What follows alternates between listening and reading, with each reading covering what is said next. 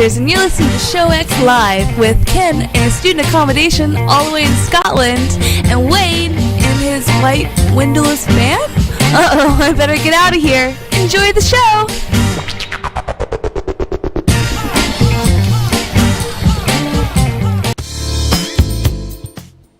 Hello, everybody, and welcome to Show X on VTWProductions.com.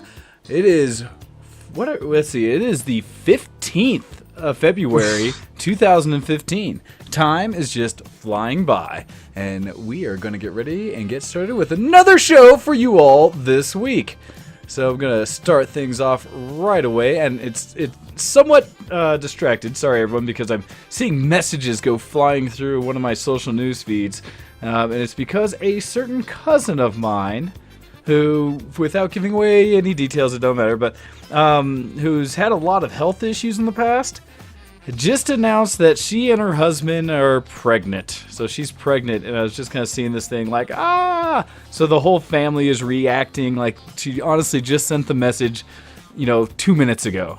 And so, congratulations! That's fantastic. Yes, so that is so awesome to hear. And I'm like, but I won't respond to that. It is time for the show. So that's just some family news on our end that's happy and exciting. All right, so we're going to go ahead and kick things off because we are joined this week by our good friend Ken. How are you doing today, sir? Hello, my man. I'm pretty good. I'm pretty damn nifty. I'm fandavidozy. I'm not too bad. That's good to hear. I've had a rather dull week, other than a couple little things here and there. But mostly I'd say it's been a rather unexciting week. Until now, of course, when, the start of the show is the most exciting part of my week and the most fun part. This week was Valentine's Day. That was yesterday here in the UK. It was finished just, 19 hours ago? So it's a good little day that was very sad for some and very exciting for others, and for us it was definitely the latter. We had a rather good day. That's good. So it sounds like you're ready to just go ahead and jump right into things and just start with a little bit of functional deviations. So yes, it's been Valentine's, and so happy Valentine's to everyone and all of our listeners. And it sounds like you have stories to tell, Ken. So by all means, please inform us of how a Scottish Valentine's went. Alrighty, so Miss Ken Features was under the impression that I'm an unromantic guy. That I'm just a boring gamer who just wants to sit in and play his games and worry about bills and money rather than doing anything fun. And that is mostly the case 99% of the year. However, she, as far as she was concerned, she was going to go to work on the day as normal, and then after work she was going to go see 50 Shades of Grey with her friend. And that was the plan. Until I intervened.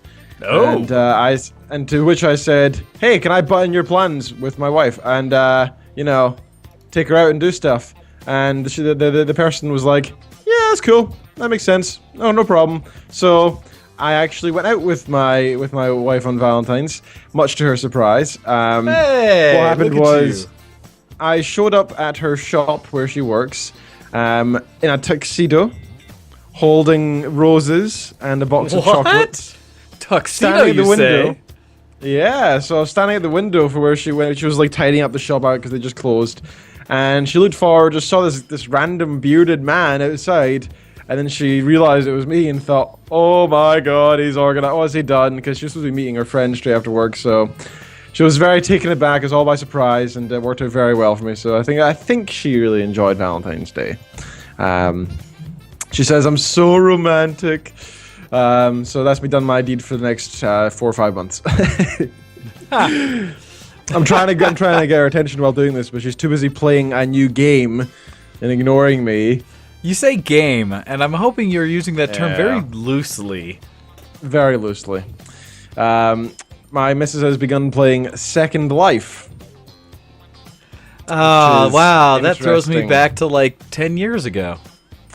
Yeah, we could say the same about WoW, though. I think, isn't Second Life older than that? I thought it was older than WoW. I don't know if it's actually older than WoW. It's probably not. It's really probably only about 7 years ago, but it's infinitely worse. Yeah. Yeah, you could say that again. Second Life. The one thing that's really great with Second Life is it's completely moddable. It is so open source that you can just modify anything in it. And I remember I actually was first introduced to it during university because there was a lot of my friends who were working on it, just walking around on these different servers trying to learn more about it so they can do their own projects and the likes. Which was really funny considering some of the servers are mature or over 18 or just it doesn't list what they are. So when you go and investigate. Okay. Now I do have to give some heads up on this, because I did check out Second Life back in the day, but I have to say it's probably been, like I was saying, a good 6 years plus, probably more.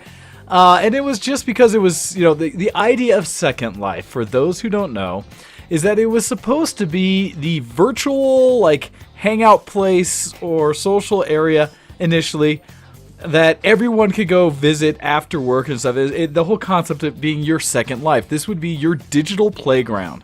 Somewhere where you'd have your avatar, you could go out and you could really explore this digital world that is supposed to be, how do I say it? Not a representation of life, but, and I don't want to make this analogy because it's not doing justice to the story and book, or this comparison, but it's the same concept of what Ready Player One tried to do in a way, where a virtual world that you could completely exist in, but that's done well. This is, how do I say it, it was a fad back in the day when it first came out because you could build these virtual marketplaces and stuff in the world that you could actually use real world money to buy things virtually and do things in game that cost real world money, and there's this transaction thing to it that a lot of companies tried to get involved with and make digital presences in this world and maintain so that people could come in their avatars to their virtual stores, see clothing stuff, and a lot of retailers tried to use this as a new way to advertise to be and fair, things like that. People still come in their avatars in this game.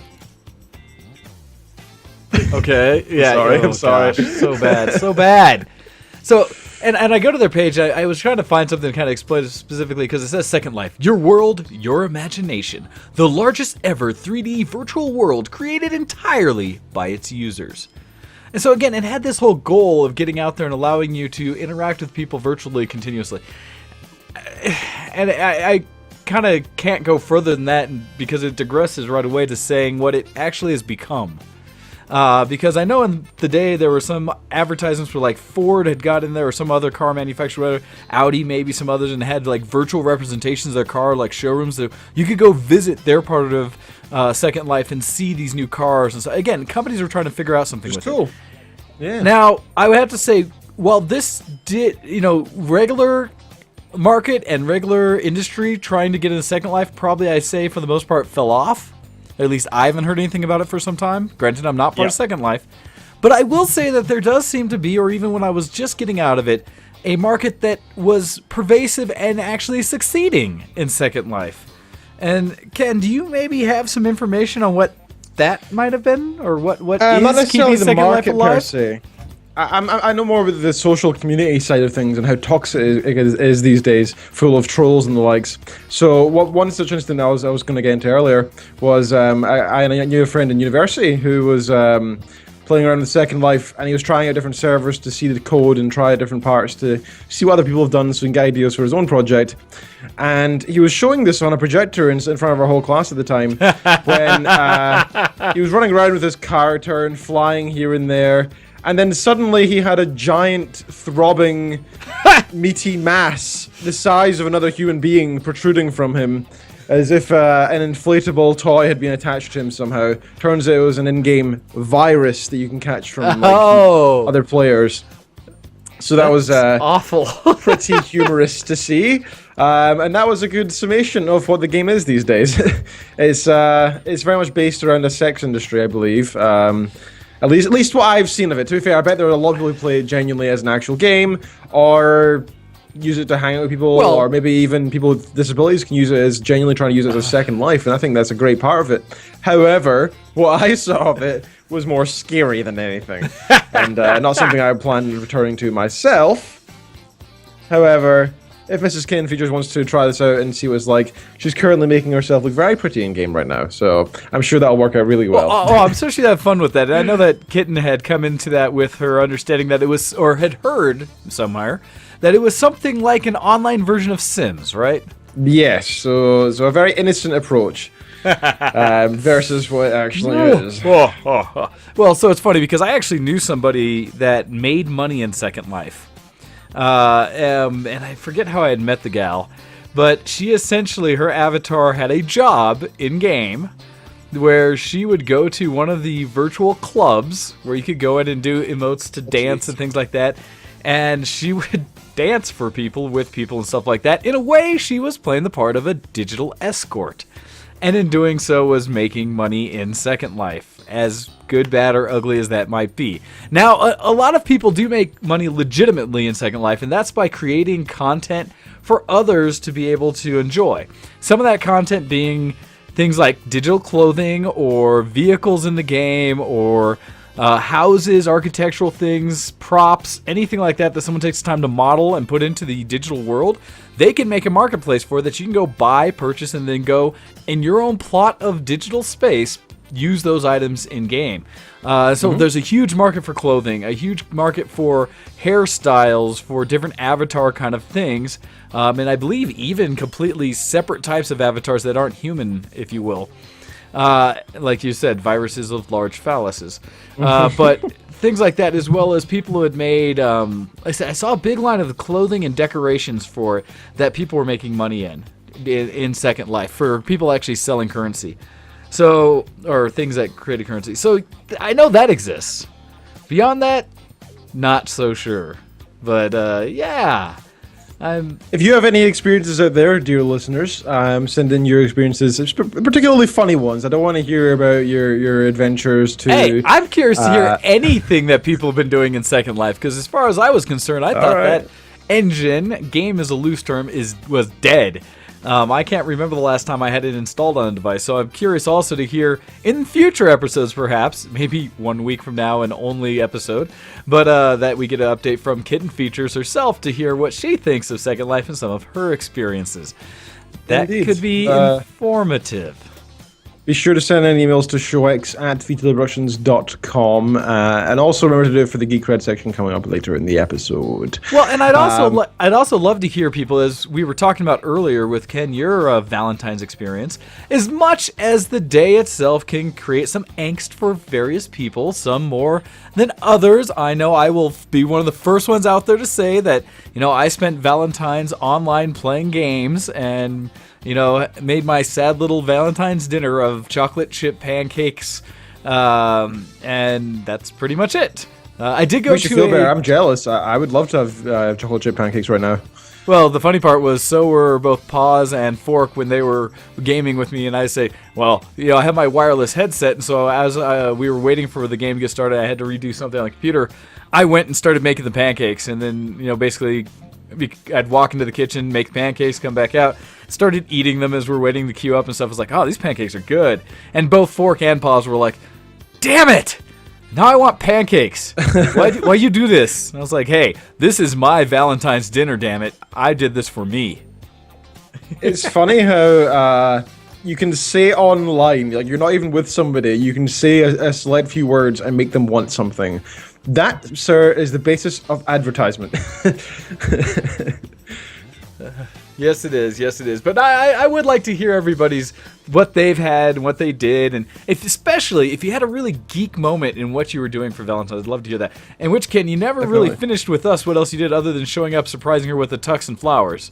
Was that the it? rest that was it? Not too important. Our night otherwise was very dull. We had some plans, but then we were both kind of like, we've been working a lot this week, pretty tired. Want to go home? Yeah, all right. I gotcha. So we went home and ordered a takeaway. After wearing, I made her wear. Oh, by the way, I forgot half the story. So I was saying I coordinated with her friend.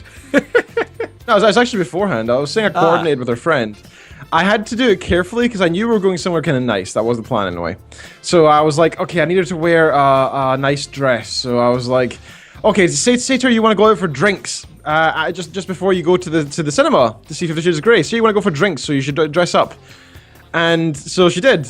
But the problem is the friend was going to drive, so Kitten was like, but how are you going to drink? You're driving. And the friend was like, So there's a couple holes in the plan, but overall she didn't suspect anything, I think, so it worked out well in the end. That's good. No, that was a good day. It was good fun, and we blew up the air mattress in the living room and slept through here for no reason, just because we've always wanted to do it. And we thought that would be an occasion to try it. Nice. So it's actually bigger than our bed. We found out. Well, admittedly, the way you when the air mattress fits in there, it also like leans directly against the couches, and so it basically creates one massive area that you can romp about on. Which was great because we were watching The Killing. I'll talk about that in my Geek Cred section, but we were actually watching that, and so it was good. We could have like our feet. We're like lying no matter where we were sitting or what we were doing. We're always lying down, which is nice. Anyway, my week has been rather dull. Otherwise, I believe. I am going to Amsterdam in a couple of weeks.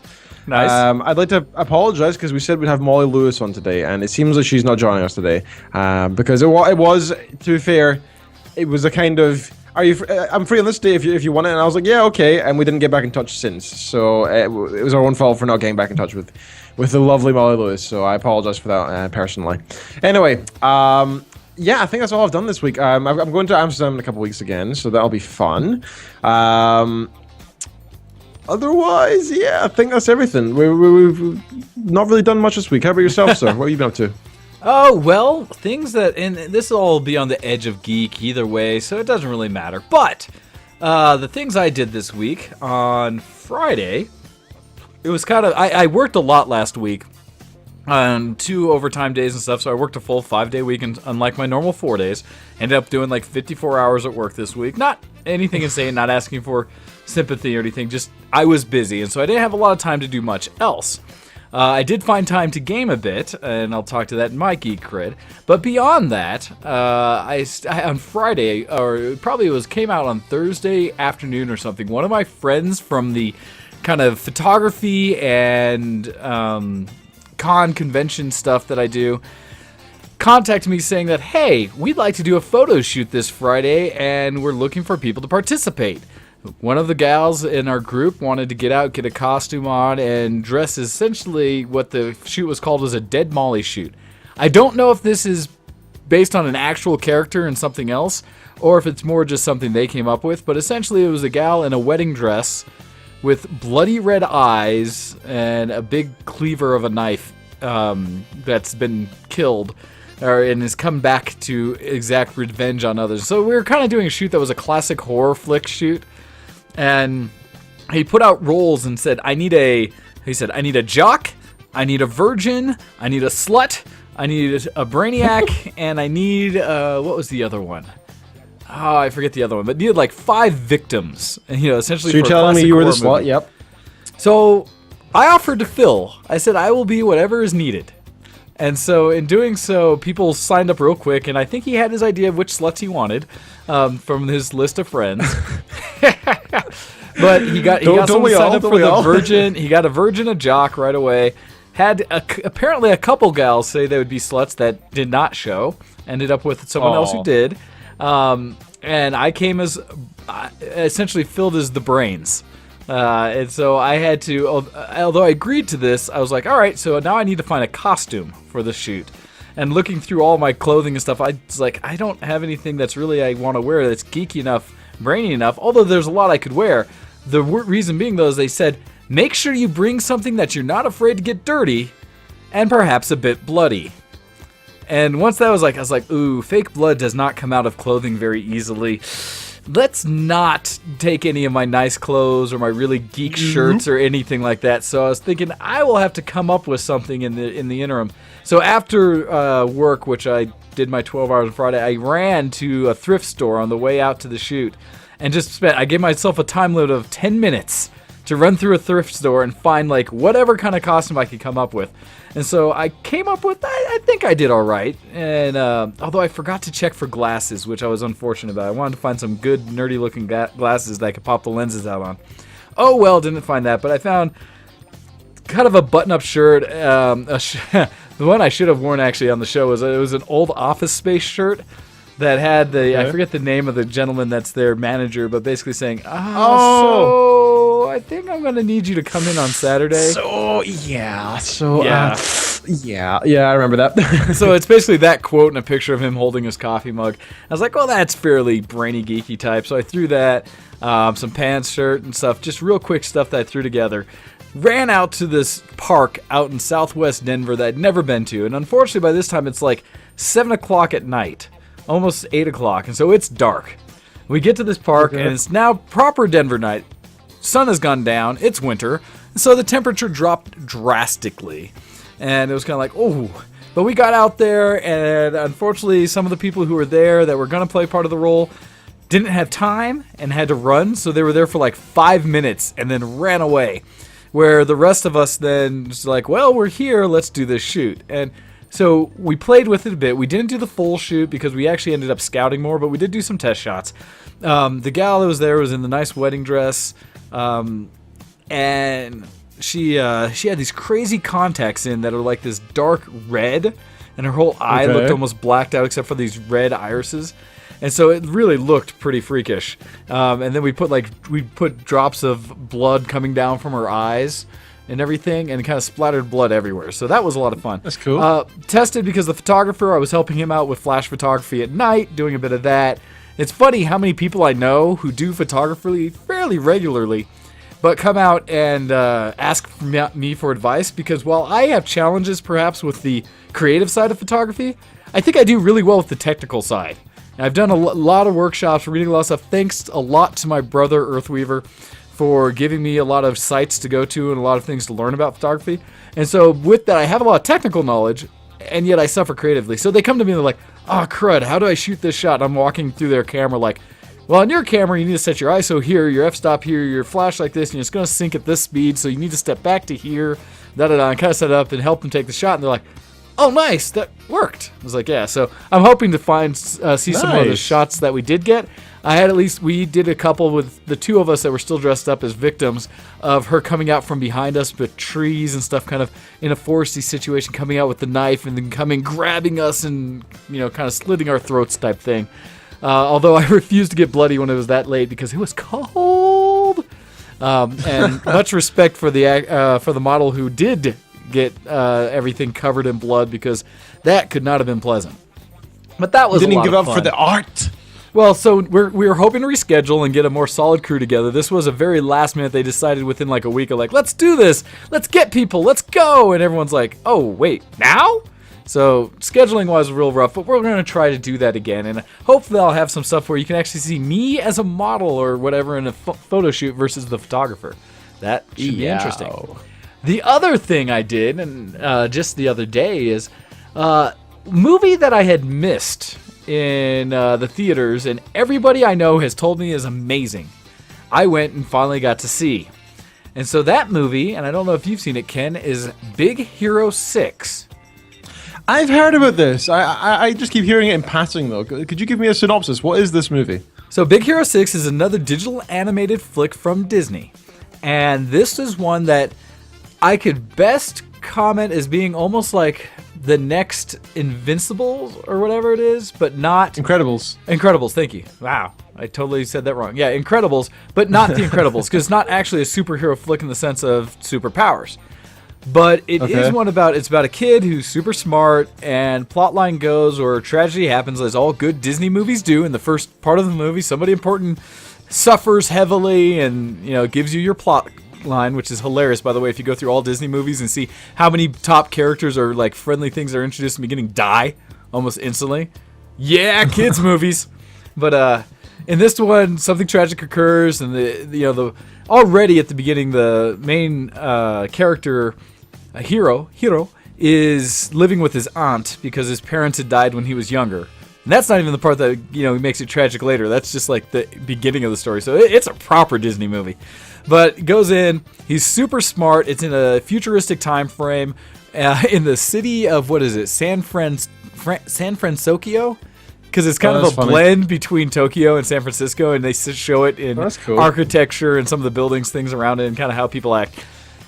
And in it, San Francisco, I believe is what it was called. But in it, he's overly smart for his own good. It starts out with he builds robots, essentially, for one of his many hobbies. And in it, he's using his robots to do battle bots type thing, where he's doing these like fight clubs with robots, which is, as he says at one point, totally legal, but betting on it is not. And anyhow, he does very well. Some great scenes with that. And this is the one that if people haven't seen, it's the main things from the previews is it had the big fluffy inflatable robot, as well as him running around. There's scenes of that. I don't want to give away too much plot because I don't know how many people have not seen it. And I will put it simply is that I think this is a marvelous film. I was really engaged to it, and it's one that my cousin even had sat down and started watching with me. Because you can go rent it right now or buy it on Amazon, and a couple other services are out there right now digitally. That's the way it should be. Because I went, and it's funny because I was like, no, I want to go buy the Blu-ray, but it's not available yet. It doesn't come out for another week. Comes out the 24th. But digitally, you can go grab it. You can buy it already. Anyhow, he actually sat down. He was tired, about ready to go to bed, and said, I told him a little bit about it. We started watching it, and he stuck through the whole movie and was like, and we were both just giggling, laughing, having a ball. And so it's a lot of fun. There's great humor in it. The characters are cute. The storyline's solid. There's even good action to it. And the tech is fun in the way they show things. And so visually, I think it's just another one of those like How to Train Your Dragons, things like that, where it's just a fun, good movie. And so I highly recommend it.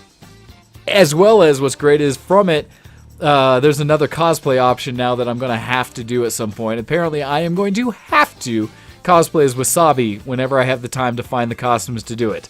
Initially in his relaxed regular walk around gear, but eventually in his full like hero outfit that he has. So yeah, it's so good. Copy's giving up more of the details of it, as says that, genius boy suffers a heavy loss. A robot companion helps him cope. A bad guy in a kabuki mask attacks the city. So yeah, no, it is a really fun movie, and I highly recommend it to everyone. So really, that's been about all I've been doing that's not been geeky this week. So with that, I think we should go ahead and transition over, and let's talk about things that are geeky, as I make sure I adjust my background music, since I totally didn't see where I had put things incorrectly. Ha! Now I fixed it. There we go. I'm a geek. Are you a geek? Geek cred, level up! Haha! See? Fixing things real time. I like it. Alright, but to start off this week's Geek Cred, we're going to start with an email. And an email that actually preempted our request for emails. This coming to us from our favorite paladin, Agrius SW. And it says, Hail, great masters of the intertubes! 'Tis I, Agrius SW, to share with thee my week in geek. Before I get to the geeky stuff, I have great news. I got a new job! Ding! Good job. Congratulations. Wow. I will be starting on February 23rd in accounts receivable for an RV company. Objective complete. Oh, yes. I actually have that one. Thank you. Look how you did that. Objective complete. Haha, preempting my drop-ins. Now on to my tale of geekdom. Yesterday I took my lovely girlfriend out to her favorite place to eat, the Olive Garden. Before our meal, we exchanged cards and gifts. I had given Ambrosia a wonderful card that made her feel all warm and fuzzy as a gift. As for a gift, I gave her the little stuffed griffin hatchling from WoW that she has had her eye on for some time. Aww. As for me, Ambrosia gave me an amazing gift. She made me a WoW-themed Valentine's Day card with a poem that goes like so. Druids are wild, rogues are sneaky, and priests are medic's butt. Will you be my shining paladin this Valentine's Day? I was so blown away by this wonderful and geeky card, I had to share this awesome news with my favorite community. She also gave me a small heart-shaped tin of My Little Pony Friendship Heart candies with Rainbow Dash on the cover. Epic shout out to my amazing geeky girlfriend, Ambrosia Hartnett. That's all for now. Great sirs, keep up the awesome show. P.S. Have either of you had a chance to take a look at the webcomic I sent you last week?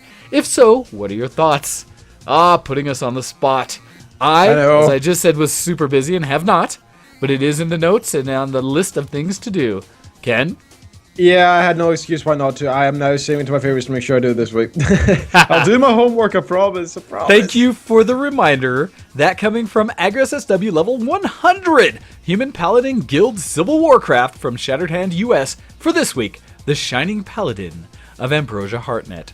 Thank you, as always, AgriSSW, for keeping us up to date on what you've been doing and showing us a little bit of your geek cred. That is very Indeed. cool, and what more can you do than to have crafty geek, Valentines and such? I, not being crafty, but being one that likes to scour the internets or just have things thrown in my face that I could use, did send out a Valentine or so from thanks to the people at Borderlands and 2K Gaming, because Borderlands on their Facebook page put out some various pictures that they had as geek Valentines. Some examples, and I'm going to look them up really quick because I thought they were hilarious. And I thought you would appreciate these, as many of us should. All right. Here we go. So some examples. One with a picture of Claptrap laying down on the ground says, "You are the unk to my wub wub wub." Another one. In this one, I'm gonna remember, or I'm gonna forget like all the names of characters as I go through this. This says, what's your name? I remember Mad Moxie. That's Mad Moxie. Thank you. This is from wow, Moxie. really? Yes, it is. No, that's exactly who I was thinking. I was like, why don't I remember her name? Will you be my Valentine? Great. I'll add you to my very, very long list. One that has the siren and both the siren and the what are they all? I'm trying to think if they're all freaks. The playable characters from the newer Borderlands, not the prequel though. Let's see, bandits are red, sirens are blue. My love for you is a meat bicycle built for two. And another one. My love for you is like an infinity pistol ammo. It never runs out.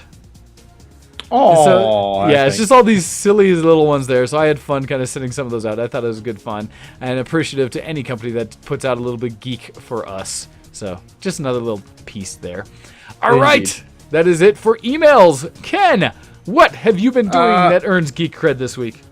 We've missed one email. Did a new one come in? What? I'm sure I just had it up on my screen. Where was it?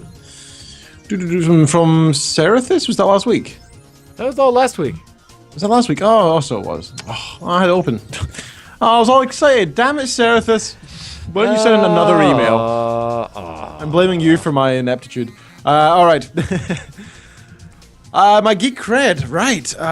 Well, I mentioned that last week or 2 weeks ago that I was working on a silly coffee spreadsheet.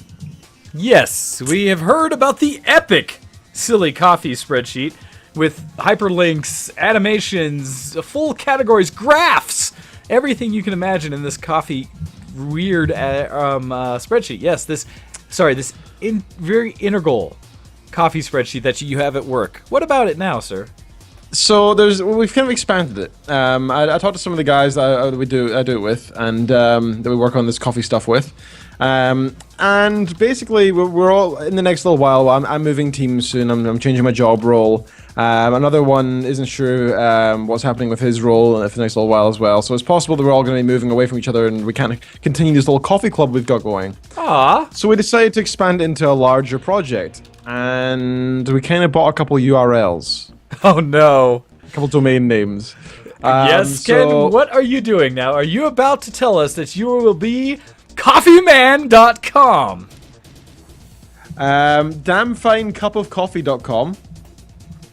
So I don't know if you get the reference from Twin Peaks. Right now, there's nothing on it. Literally, it's just I a do blank not. page. But that's because I never watched Twin there. Peaks. I never watched that, so I did not. You see, neither have I, so I didn't really get the reference. But apparently, the main character says it at some point. So, as I noticed, my camera's been slowly sliding away from my face through it there. So. What are you doing? As you're setting up, one thing Copy says right away, it says, Tim Hortons is not included in this spreadsheet. 0 out of 10 for Ken. You're right, it's because we actually use good coffee. Oh! Burn We actually on David Lynch. Canada. That's the quote from the guy, David Lynch, because we recently tried his coffee, which is something like £19 a bag, which is about $35 or something like that. That's silly.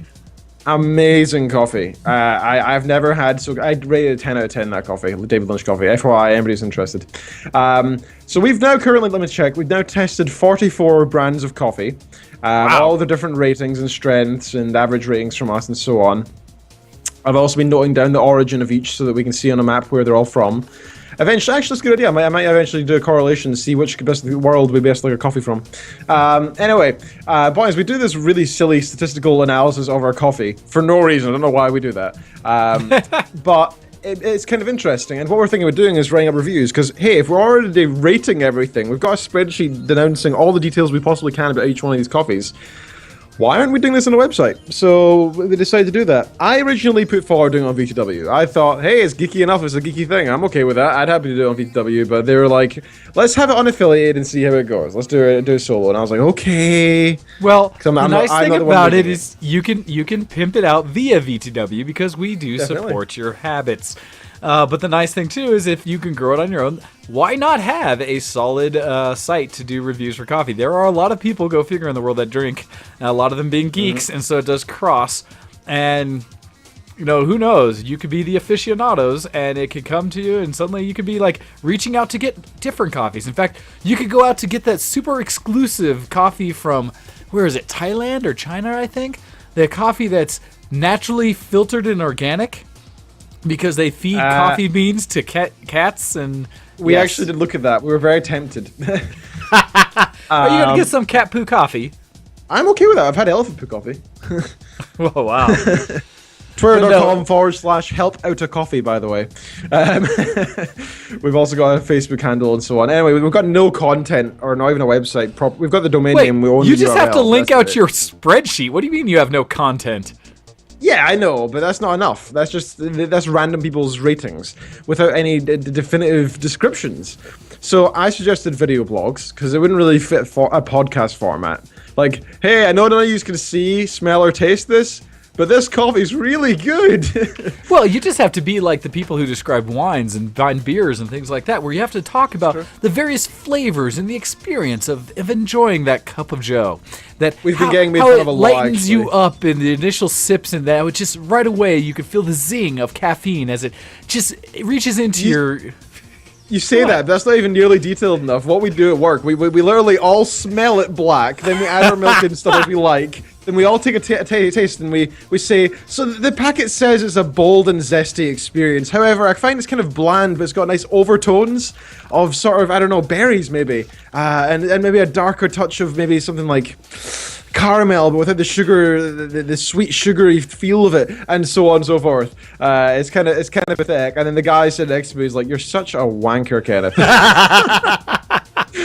Yeah, it's pretty sad. So why not put this stupid, I suppose it's a hobby of ours, onto something a bit more productive outside of work, rather than just tasting it at work. So that's one of the main geeky things I've kind of been doing, I guess, this week. I also started reading for the third time. I'm reading the same chapter because I never, for some reason, get past this. Is Jim Butcher, Furies of Calderon. Recommended by many. I decided to finally pick it up again yesterday, and I'm now 60 odd pages in, picking up here and there, and I'm enjoying it. I don't know why. Have you ever read the series? I have not. That's not one that I've picked up yet.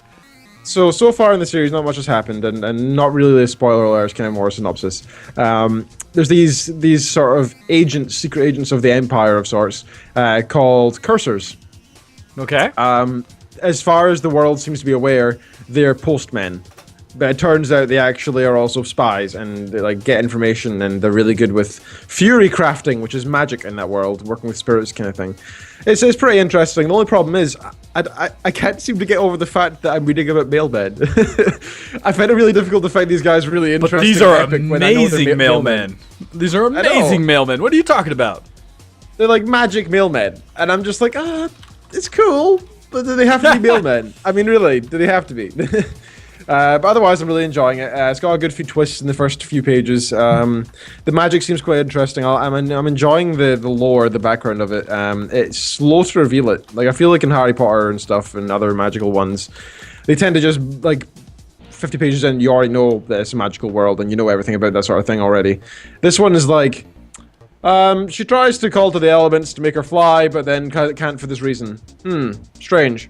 Then continues on, doesn't really explain how that makes any sense, and you find out later. So it is interesting, and I'm kind of getting into it. I'm enjoying the powers each of them have, and it's sort of like It kind of reminds me of the Avatar universe in a sense, because they all have bending with their own with elements. Okay. Except it's not bending, and instead you have like a spirit who kind of does it for you. It's interesting anyway. So I'm getting into that. I'll report back next week if I'm still continuing to read it or if I give up again. In terms of games, I've been playing Warcraft 3 a lot. A lot, actually. This is what happens when you install old games.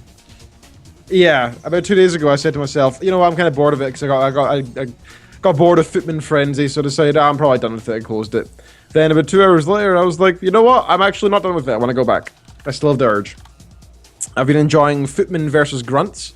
I've been enjoying lots of tower defense games, and I've been enjoying, what else?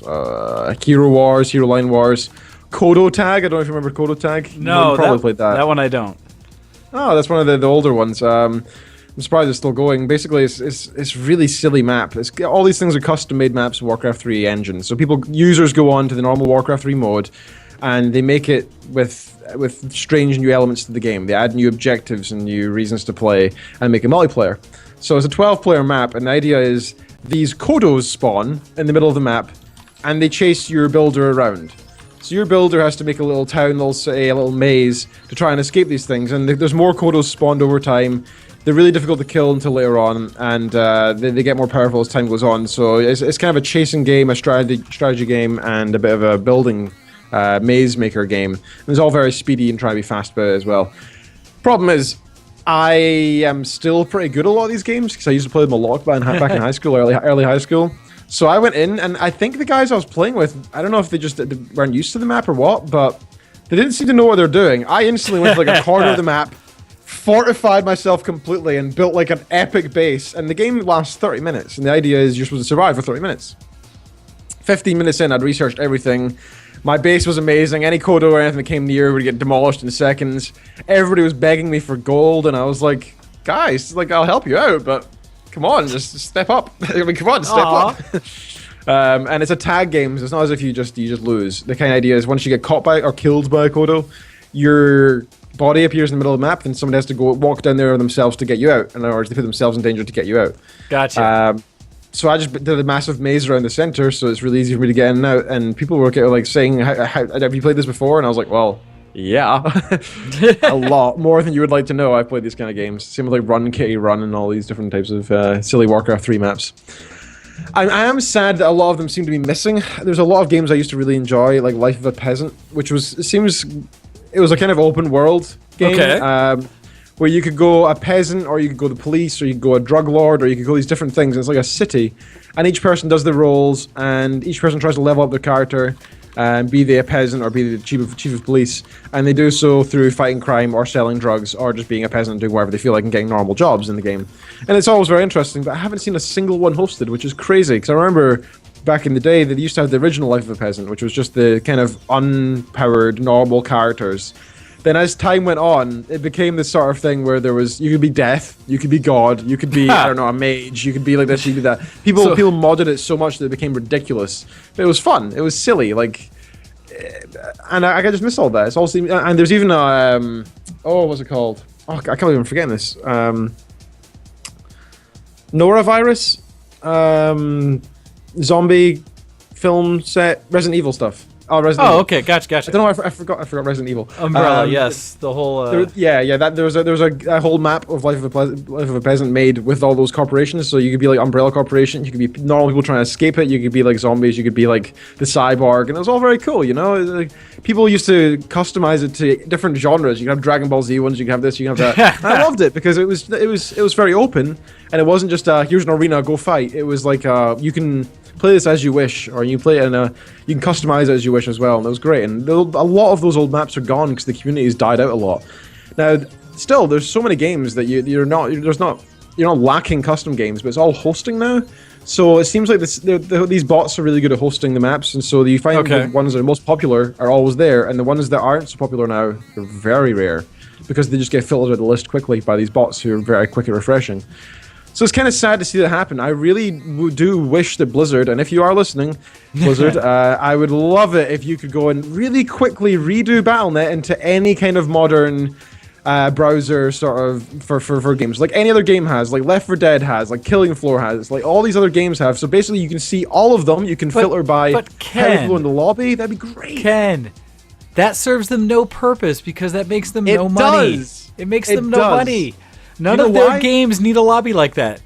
No, do you know why? Because as soon as we did that, people would announce. IGN, Kotaku, all these companies would say, hey, this giant business is going back to their Game of the Year times 2, I believe, game and redoing it. And HD. And they're doing this and they're doing that. And it's just simple modifications. If they did that, they would make a killing. If Blizzard wanted to do something right by its... Well, no, I won't even say right by its community. Do something like that where they continue an IP to make more money, they would finally release Warcraft 4. They're not going to do anything for 3. They don't care.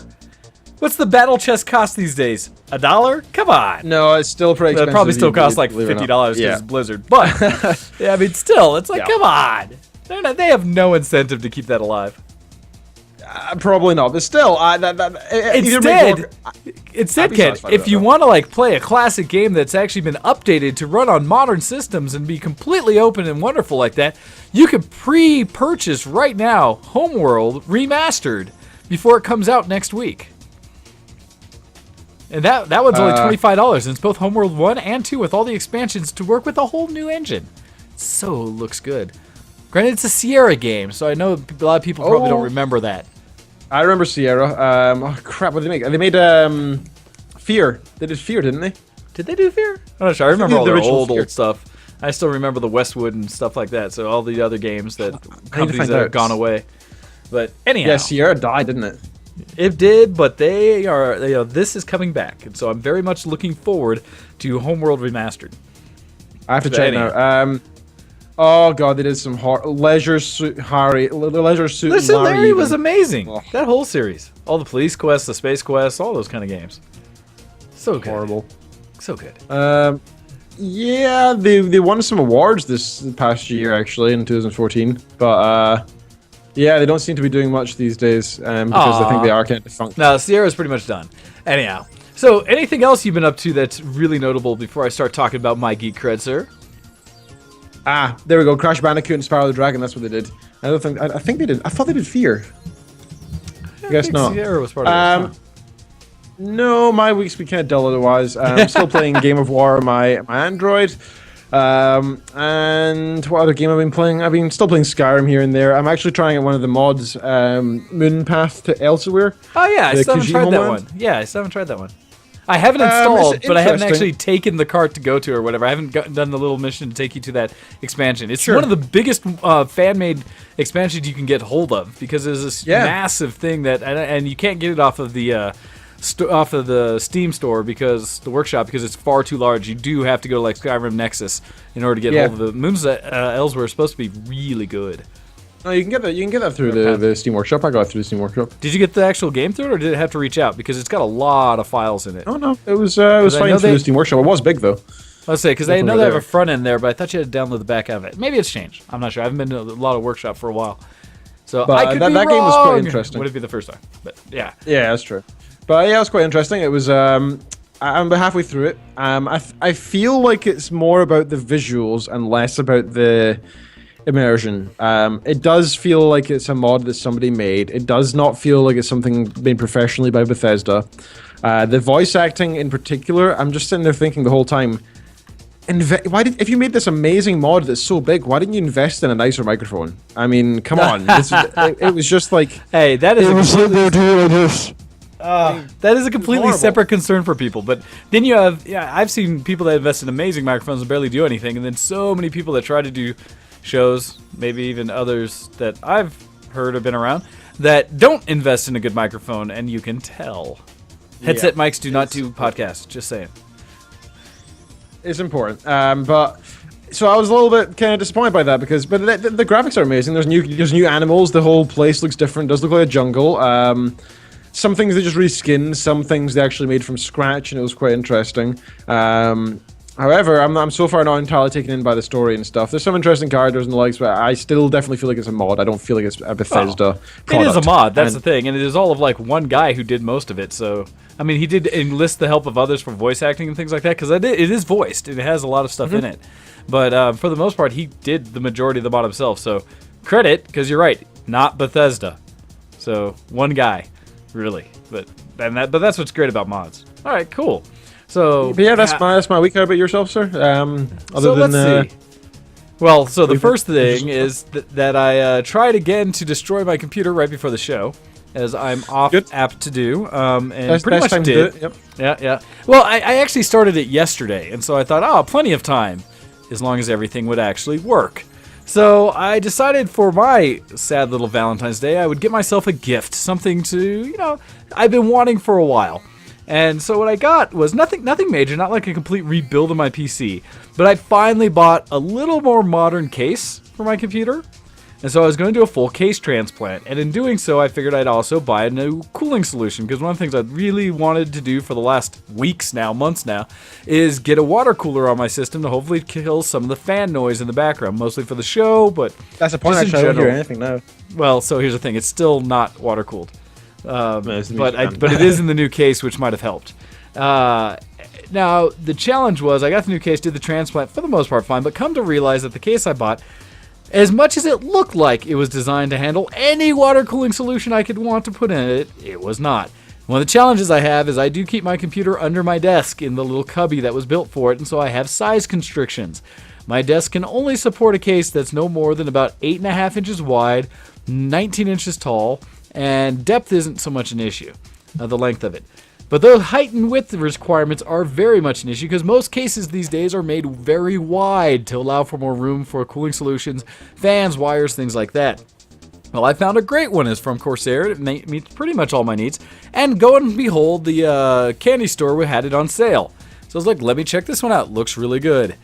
Unfortunately, that was a bit of an oversight, because as much as it looks like it can handle the water cooling on top, it can handle the size of fans on top, but it was not actually built to handle a water cooler there, so the size of the fan holes where they fit is slightly off. Oh, that's annoying. So I'm going to have to modify it to even get to work. The other challenge is because I tried to go over the top with the cooling, get one of these really nice, the Corsair H110i, which is the big dual 140 millimeter fan cooler. Same one I got in a couple friends and others and such. Really one of the top all-in-one systems. But it won't fit. It's too thick, for one, for where the motherboard sits and the RAM and everything, that it won't fit above that. As well as where it tries to sit in the top of the case, it just doesn't quite fit. Normally I solve that by putting the fans above the case on the outside and the radiator in the inside. I couldn't even manage that because the holes were slightly off, and it was really having to force it cut in there. So, no go. And instead, I'm going to have to probably trade that in and try to get a smaller one that handles 120 fans and see if that'll fit. Or I may have to stay on air, or gosh, I really don't want to, but I could go to a single slot solution and probably work just fine with a single 120 or 140 solution. But I like the dual radiators, just more surface area. So trying to do that wasn't working out for me, but I got everything in the new case. In doing so, I reduced a lot of wires I realized I didn't need anymore that I'd had out there, and I finally have areas to tuck wires behind my motherboard and things like that to make it a lot cleaner install.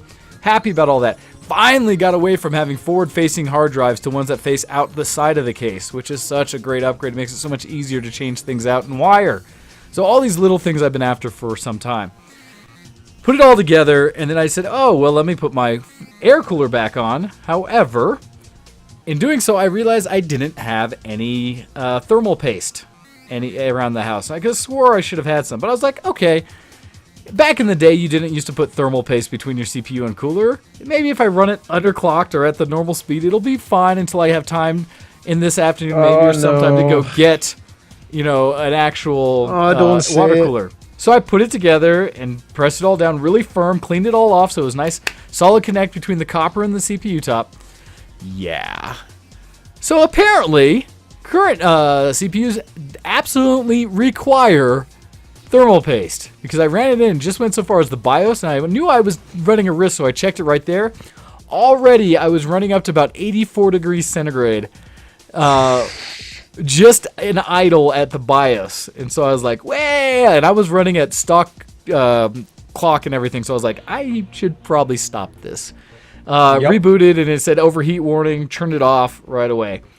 And instead, and this is where I warned you, Ken, that I may not be able to get and host the show today because of that, I ran first thing to one of the big box stores that was close enough that I could get to and was open early enough just to pick up thermal paste.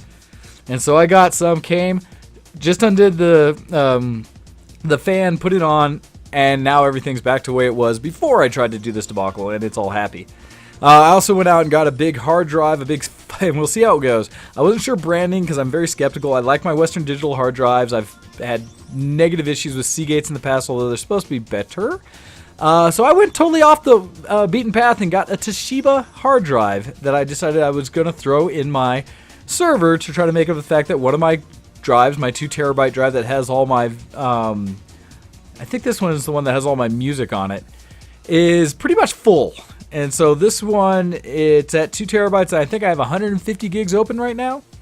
And so I decided I'd replace it with a 5 terabyte. And so I picked up a 5 terabyte Toshiba. It's got a 3-year warranty, so I'm hopeful on that. We'll see. But I'm a little skeptical because I've not gotten Toshiba before. But here's to hoping. And it's a 7200 RPM, so that should be nice. Anyhow, those are the mods I did, things I got, and I haven't put it all together yet. Although my computer's running, I still need a different cooler. All right. Outside of that, and the rush to get it all running today before the show, as I finally got it booted, working, and realized my BIOS completely reset itself, had to re-enable my RAID and reset the time and do all these other things. But got it done in time for the show, so here we are, yay. Other than that, what have I been playing? I've been playing what recently came out, Evolve. And so I've talked about this game before. This is the 4v1 monster and hunter game from the same makers that made Left 4 Dead. This is one that I'd gotten to play back in alpha thanks to Paz when he first got pulled into the game, and have since played a few times in beta, as much of our community got to check out. I went out, got it on Green Man Gaming for a sale price because they were giving like 20% or 23% off digital downloads.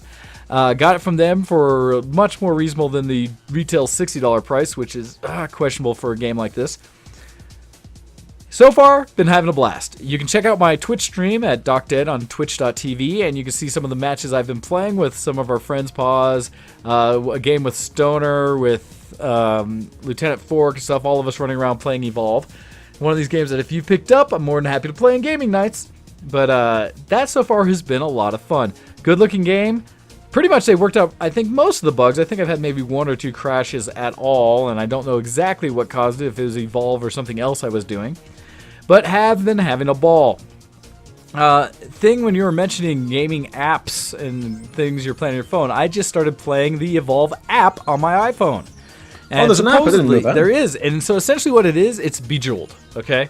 It is matching puzzle game like all these other ones, but they do a slight twist to it where you're doing kind of an adventure puzzle quest type aspect to it where in it you're matching, but the symbols you're matching are relative to basically each of your hunters, or the 4 classes of hunters that you have. And whenever you match one of them, they shoot, because above the screen where you're playing, they have the in-game avatars essentially of your hunters, as well as some of the monsters from the game and wildlife.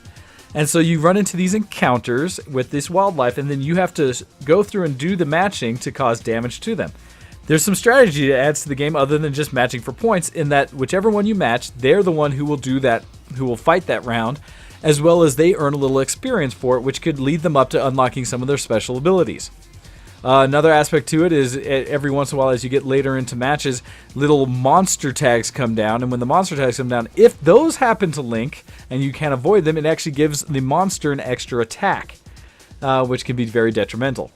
So it's a neat twist to a game, and the main reason I got is Paz told Fork and I that this is an app that they've worked with the game, that if you set up and link all your accounts, which I've yet to do yet, because I don't think I have a 2K account, or one that I remember, but link it in with your game, you can actually do some things that help you earn XP in the game itself. And so they actually link the app to the main game.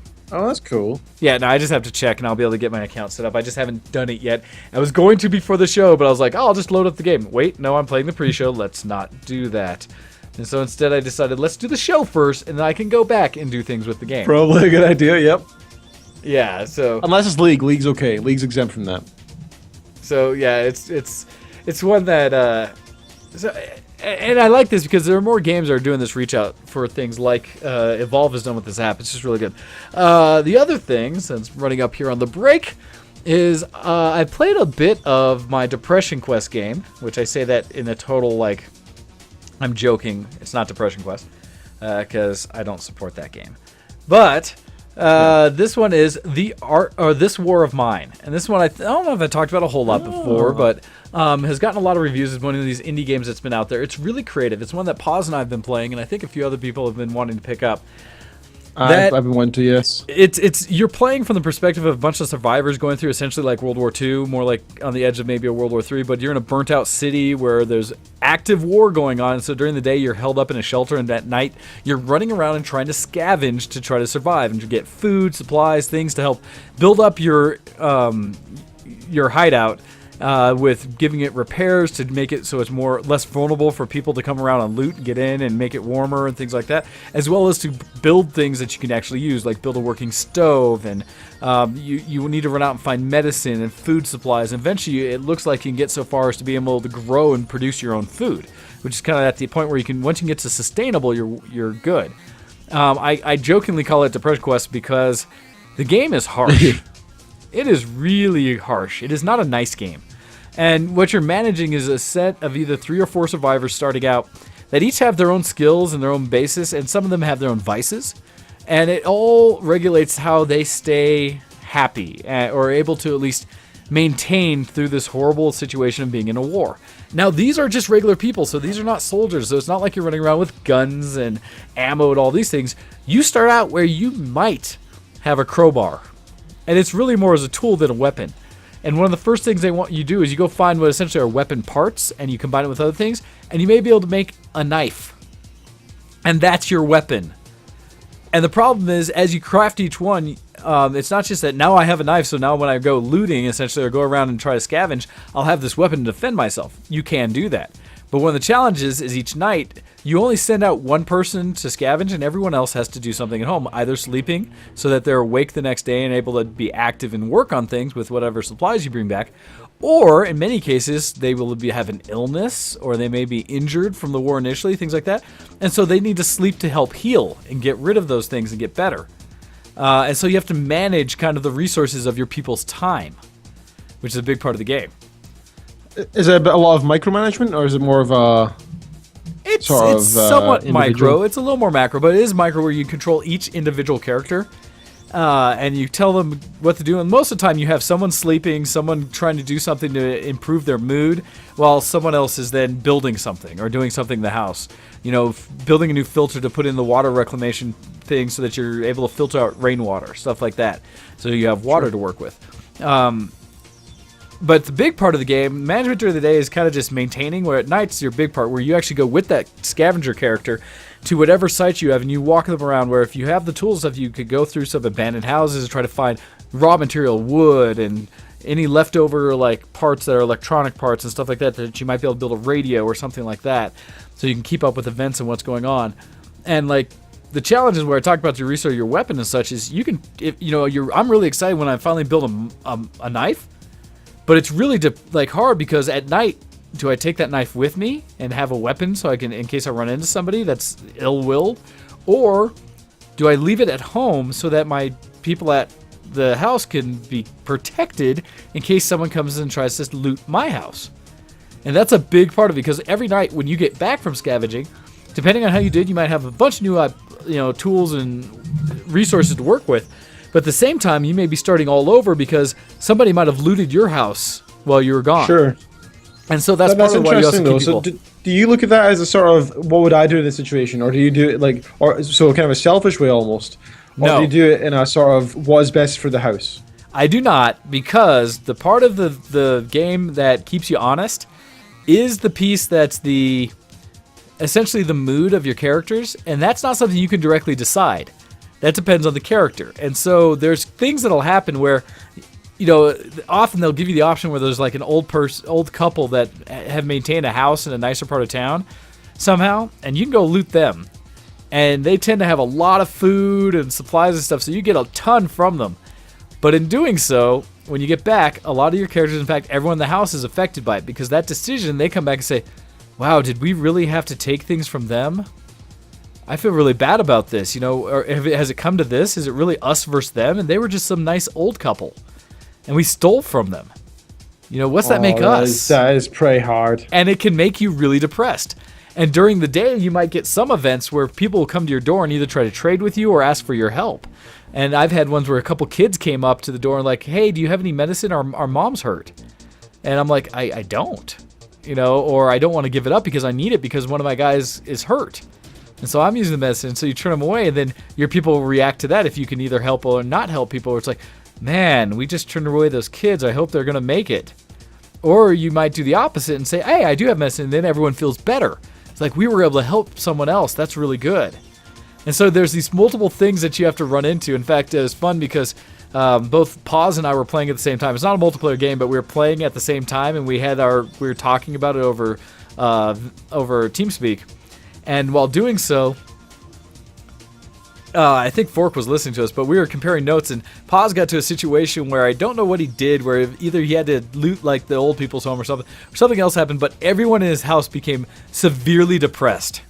So much so that they wouldn't do anything. All they would do was sit around depressed, and to the point where you at least need one person who's somewhat calm that can try to talk the other person down, but now you're wasting time talking to a person to make them feel better versus eating and sleeping and doing other things that are productive to keep yourself up and ready to go. And so he got to a point where they were so depressed that one of them left in the middle of the night and never came back. Oh, And he was suddenly down a person. that is really sad. And then the other people, I think, what happened? We got to a point where essentially everyone in his household died. And I don't know if his looters came and killed them or if they just got so depressed they stopped eating and anything. And they all died. And in the end, That he got is this horrible. synopsis, because I've yet to get to a point where I went to the point where everything finished. Although I'm on like my 7th attempt at the game, because it's an attempt. But it got to a point where, yeah, they all died, and his one other person that had left, apparently he got a synopsis saying they lived. They made it through the war. But everyone else in this household didn't. And stuff. It's just crazy stuff like that. Oh, so it's an intense. So do you find yourself good game. emotionally drained after playing this game then? So we talk about it in the sense that I'm only going to play it when I'm in a good mood. Because if I was feeling like Yeah. depressed and I decided to play this game, I doubt it would help. That's a Unless good you're point. really sadistic and you like to watch others suffer. So, yeah. So, to move on from a sad topic, I believe something funny just happened. Okay. Kitten was saying playing Second Life, and then I look over and see this look of like shock on her face, and she goes, "Oh my god!" and closes the lid of the laptop. Okay, Come now on. I got to know. Yes, tell your before story. we take the break, I need to know from Kitten, what is Second Life? It's here. Okay. It's here. I don't know what. No, because like it's. Come on. I don't know. There Just don't was swear. some people were whispering things to me, and I saw some things, and it was just like, What did you see? oh no, Bear, I can't. Honey, Yes, I you can't. can. She can. I can't. Not on She air. says yes, you can. He says yes, you can. Come on. Not on air. Can yes, I? you can. You just can't say anything Pretty dirty. intense just stuff. Just don't say anything too dirty. Just sort of hint Well, towards it. Well, there was Yeah. some. Were there acts? There's a lot of different. I'm not sure. I went to this like city, and there was a lot of things in the city, and some of them were like, there was like a latex and and a lot of other stuff, and it's also very expensive.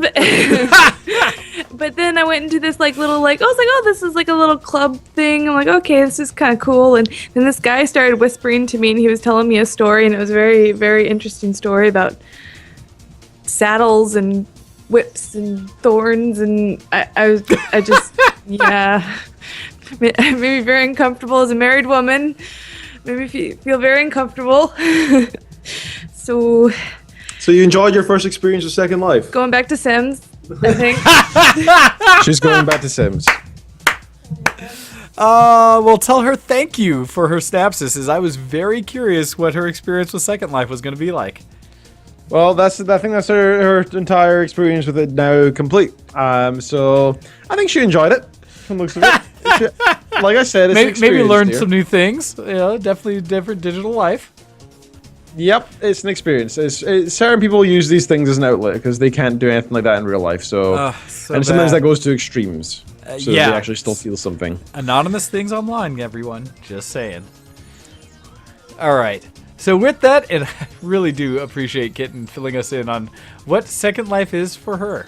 That's awesome. Well, if she does ever get, if she doesn't just straight rage quit and uninstall, but has the feel somehow drawn to try it again. I would love to hear more. The one more thing, and this one's a little bit more disgusting, is there was a rule in the club, which said no kiddie play. No kiddie play. Oh, gotcha. Which I guess is a good thing to say it, but the fact that you need to say it is more the worrying point, right? Wow. Yeah. And she's leaving. Oh, that's funny. That's funny. Get out. All right. So with that, it is time for us to take a break. So I'm going to massage your earballs once again with a song from Battlefield Friends, since we do have the permission. And it's funny because on YouTube they were like, this is copyright. I was like, I have permission. Ha ha! So I got to dispute that claim. But anyhow, we're going to play another one. This one being a song about RPGs. So listen in, and hopefully you'll enjoy. All right, with that, you're listening to Show X on VTWProductions.com, and we will be right back. Send in your emails to showx@vtwproductions.com.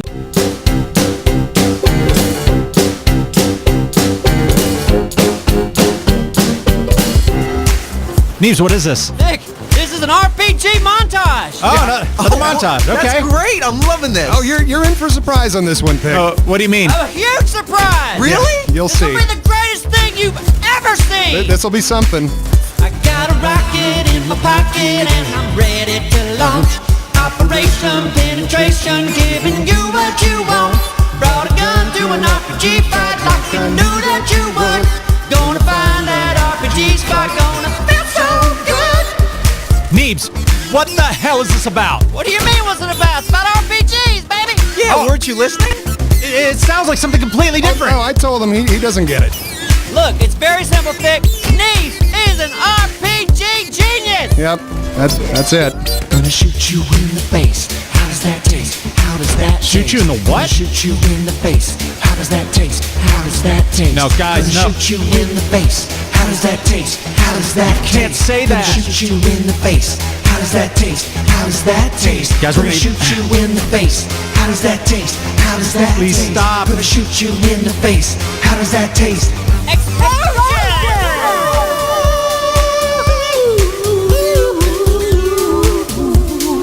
Pretty high. That's good. Hey, RPG, RPG, RPG, Guys, What? time for the rap. Oh, you have a rap? No, we're not doing Solo it. rap. We talked about this. No, we said we weren't doing the No, rap. I gave you the lyrics. You said you do. Yeah, but it's not even lyrics. It's a definition. It's They so are stupid. dope lyrics. They are so guys. far from dope. I really don't want to do Guys, this. look at lyrics. I really don't Do want. them! Shoulder fire, panther take weapon with Explosive warheads. Warheads on a rocket motor, stabilized with fins. Come on. Some RPGs you can reload while others are Single single use, bring it home. Except the self-contained versions are loaded on the muzzle. Jesus. Wow. Yeah. Great. Wow, what? Great rap, Darrell. Thanks so much. That was dope. It's not Oh yeah, that was dope, buddy. Yeah, nothing dope about it. That's what the rappers say. They say dope. They do say dope, and that Yeah. wasn't dope. What do you but think, Thick? First of all, the rap was not dope. Yeah, what? Everything back there, everything that you said previously, What's dope? no. You said a lot of things that could get us in a lot of trouble. I don't think so. And this is Operation Metro, not Operation Metrosexual. This is RP Genius. That was a good one, Dick. I got a rocket in my pocket and I'm ready to launch. Operation Penetration, giving you what you want. Brought a gun to an RPG fight like you knew that you would. Gonna find that RPG spot, gonna feel so good. Riding round town with my Jeep stuff, making my rounds with my Jeep stuff, taking out clowns with my Jeep stuff, riding round town with my Jeep. You're listening to Show X on VTWProductions.com. Hey, everybody, and welcome back to the show. I really like that song. It is so silly. Anyhow, we have a couple of emails that came in, and so I wanted to jump on those first thing. The one I wanted to talk about, I'll let you do the other one since you didn't get to do one last time, Ken. This is an ongoing conversation we had, and I'll say this one from Abby. It says, "Hey guys, glad to help out." So what this is in reference to, and this is just a quick thing, is that it says, hey, if my BF at Crazy Ass Gaming hadn't been listening and reading your site, I would never have known. But what this comes back to is I've been working on a project due to a couple people requesting it of trying to rebuild the archives for WC Radio. Essentially, those episodes exist out there somewhere where people have downloaded, got them on the archive, stuff like that. And hosts probably have all their shows still online or on their own sites. But WC Radio is gone. And we had it for a long time. That Mirror site was up for a while, and we still hosted everything and pointed to everyone else's site. So I've created a site that is a WC Radio throwback. It's just a blog spot that allows me to host kind of the basics of what that site had. And I want to make it so that we can have all the archives from whatever shows are available from WC Radio days. And so I do have permission with Octal and Hordak versus the World to run those shows. And so, but the challenge was getting back those old archive shows. So thanks to this friend of the show, Abby, had a bunch of these all archived. And so has since been uploading them to me and giving me a chance to get hold of them all. I have to go through and do some scrubbing because back in the day we did the shows, they were all recorded with completely different names and stuff, and after I took over doing things, I instituted a little more organized, what fit my mindset, way of keeping track of the shows. And so I have to kind of go back through and revert all of those episodes to match so that I can catalog them and get them online. And since I've got so many other projects going on, it might take a little while, but I'm hoping to get that going sooner than later. So a big shout out and a big thanks. And unfortunately, as I'm looking through and trying to find the right drop-in, because I had requested a Wicked Sick, but I don't have. So instead, I'm going to give you at least this one. If it works. I haven't done some of these old ones for a while, and I may not have put them back in. Aw, did that one not work? Ah, they're not set up. We don't use drop-ins enough, you know that. We need to use our drop-ins more. Drop-ins are awesome. I need to refresh these ones, because they were the ones I grabbed from Octal and Hordak. And I don't have them all loaded right now, so I'll give you one of ours instead. And maybe in the future, I'll find that one for you. And so I'll give you this one. Yeah. Party, party, party. Best day ever. I like this one. Party, party, party. So much party. Party, party, party. Party till you drop. Say it again. Yeah. So I will give you a party, party, party one instead of the Wicked Sick. And I will try to look for those. I just need to reload them back in. Sam does that to me on times, but there you go. So now it is time for us to we'll transition over. Email for you, sir. Indeed. No, not giving me a freaking email almost there, sir. I do like the emails. No, I do that. So this one is from Mr. The Cup Check. Is the correct email? Yes. Is it? Yes. So I had a wild hair up my ass. What? Then ended up that was it. buying That was the email. That was it. He just had a wild hair up his ass. He had a wild, and sadly, it sounds like it might be hair. No, he means like the rabbit. Anyway, then ended up buying a Hoppage capture card. I got it home and hooked an Xbox 360 up to it, only to notice that I would have to get a second computer monitor. Sigh. I'm not going to say sigh because that's, you just that's horrible. Too bad. Anyway, on with the ultra nerd stuffs. The last Magic the Gathering core set, Magic Oranges, was announced, and the pre-release is on my birthday, July 10th and 11th. You have two birthdays? Here's the issue. Anime Blues Con 5 was announced that same weekend, and for the first year, it'll be a 4-day con. Looks like I'm going to miss a pre-release and have fun with a closet play I'm working on. All I need is a wig. And that's why I say pretty much every Saturday. Nice. So it's funny, the challenges of having multiple things stacked up. I feel your pain. Oh, how many cons I have going on at once. And in the next couple of weeks as I'm hosting a Game Fest, holy crud do I have got going on that. Oh, that's something I didn't talk about. Next week and the week after are going to be Game Fest episodes. 2 weeks in a row. We will see how we work it out, because one of those weekends we are supposed to have Mr. Gnomewise with us. And so this first one, I think that's next week, right? Yeah, I believe so. Next show should be Mr. Gnomewise joining us, and so we'll see how we do the Game Fest / But the nice thing is the first weekend should be the lesser weekend, and so hopefully there won't be as many distractions in my background, and we'll be able to have a proper show. Following weekend, I cannot promise, and I forget if that's the one you're gone again, Ken. So we'll see how that works out. But so I kind of wanted to talk about what I've been prepping for Game Fest. To put it in any kind of context, I haven't cleaned up downstairs yet, although I installed some new speakers or new setups. I have like 4 massive speakers down there now for my dance parties. But I did order for refreshments, and we're trying to work out the deals. As Kuro was talking about maybe bringing up some pulled pork so we can make some poutine for when he comes up and do a Canadian flavor to it, as well as some donuts. What is poutine? Poutine is essentially savory delectables put over chips. So for you, chips. For us, fries. It's a Canadian dish. And so I've had a variation that we made here. Yes, it's usually cheesy gravy-filled fries, essentially. It's totally ridiculous. And so we're talking about throwing like some pulled pork. I'll do the fries, and we'll make some poutine up here. But as well as maybe bring some donuts to some of the things. Actually, dude, Kuro, what you need to do for me is find some biscuititos. I know you have them down there. Some biscuititos and some... what's the other thing? I forget. Anyhow, Pueblo does have its win for food. And so, but for the other thing I've done is one of the most sought after beers here in Colorado, or the most highly consumed from one of our microbreweries, is Dry Dock, the brewery, and the type is Apricot Blonde. Is this really nice kind of fruity flavored beer, very light. Their top seller. I decided to go a step further this year, this Game Fest, because we're doing this epic 10-day LAN party, and throw in a keg for the Friday night that we get started. And so I've ordered a massive, I don't know how many gallons of beer that is, but it's a lot, of beer that's going to be sitting on ice amongst us, and I'm going to have everyone involved in it. It's funny, because once I mentioned it, I had a whole group of people going like, oh wait, what day is that? Oh, you're bringing that over on the first Friday? Yeah, I'm going to have to be there, because that's how popular Apricot Blonde is. And so I may have a bigger party the first Friday than I expected, and if it goes through the entire keg, I may have to get a second one for the second weekend. We'll see. But yeah, as well as foods and delights and stuff. Anyhow, that is just my follow-up and our little bit leftovers from Geek Cred. So now it's time to switch over to talk about things newsworthy. Technology, news, and more today on the Geekoscope. So today with news. Ken, what do you have for us that's newsworthy this week?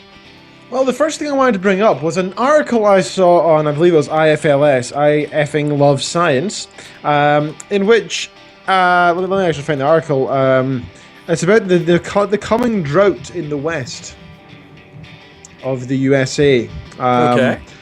Apparently there's going to be a massive drought for the next century or so, because part of the last century has been, if I hear, USA Today has a story on it as well, actually. But in California and the rest, and Oregon, Nevada, Arizona, New Mexico, Texas, and Oklahoma, according to the U.S. Drought Monitor, a federal site that tracks drought, has intensified in the past week. Apparently, it's going to be doing it massively over the next 100 years as well, to the point where it's going to look barren. Like, you're going to see chunks of land, like, missing moisture whatsoever, completely and utterly. It's going to be incredibly dry to the point where it might be difficult for humans to survive. Now, I just want to know if this is what this. Yeah, that's what I was kind of waiting for. What is the real news behind this? No, so here's the thing.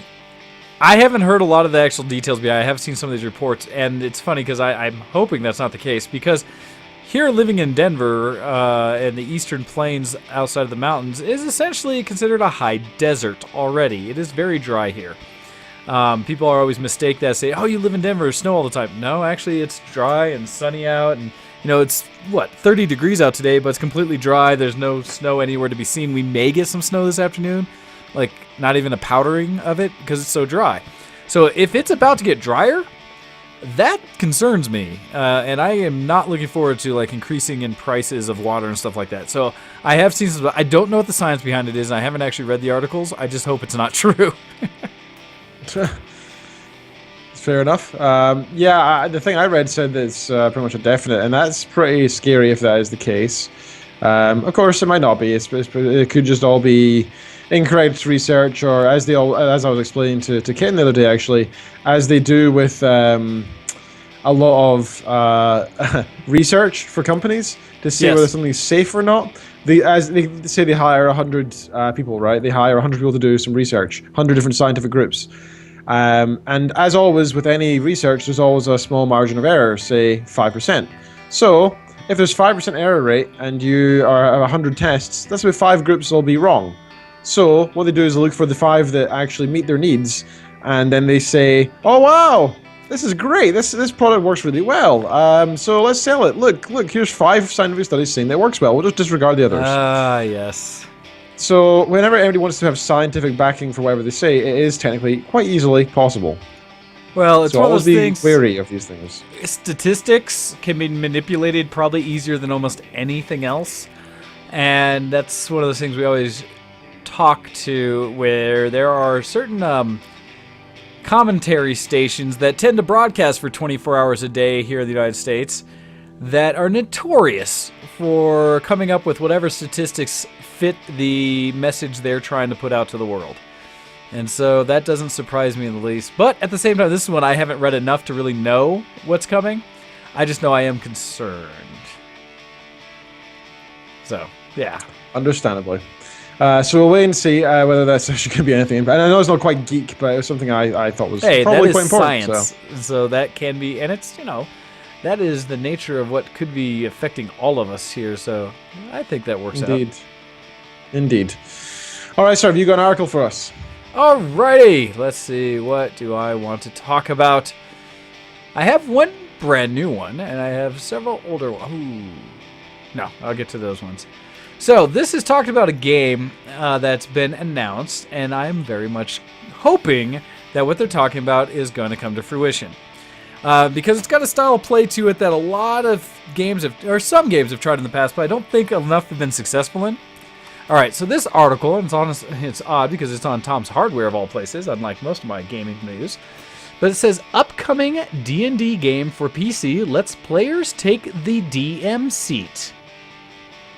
So this is what's exciting me. So it comes in and it says, developers in Space and Digital Extremes officially announced Sword Coast Legends on Friday, a new Dungeons & Dragons role-playing game for Windows PC that is set in the Forgotten Realms universe. Yay!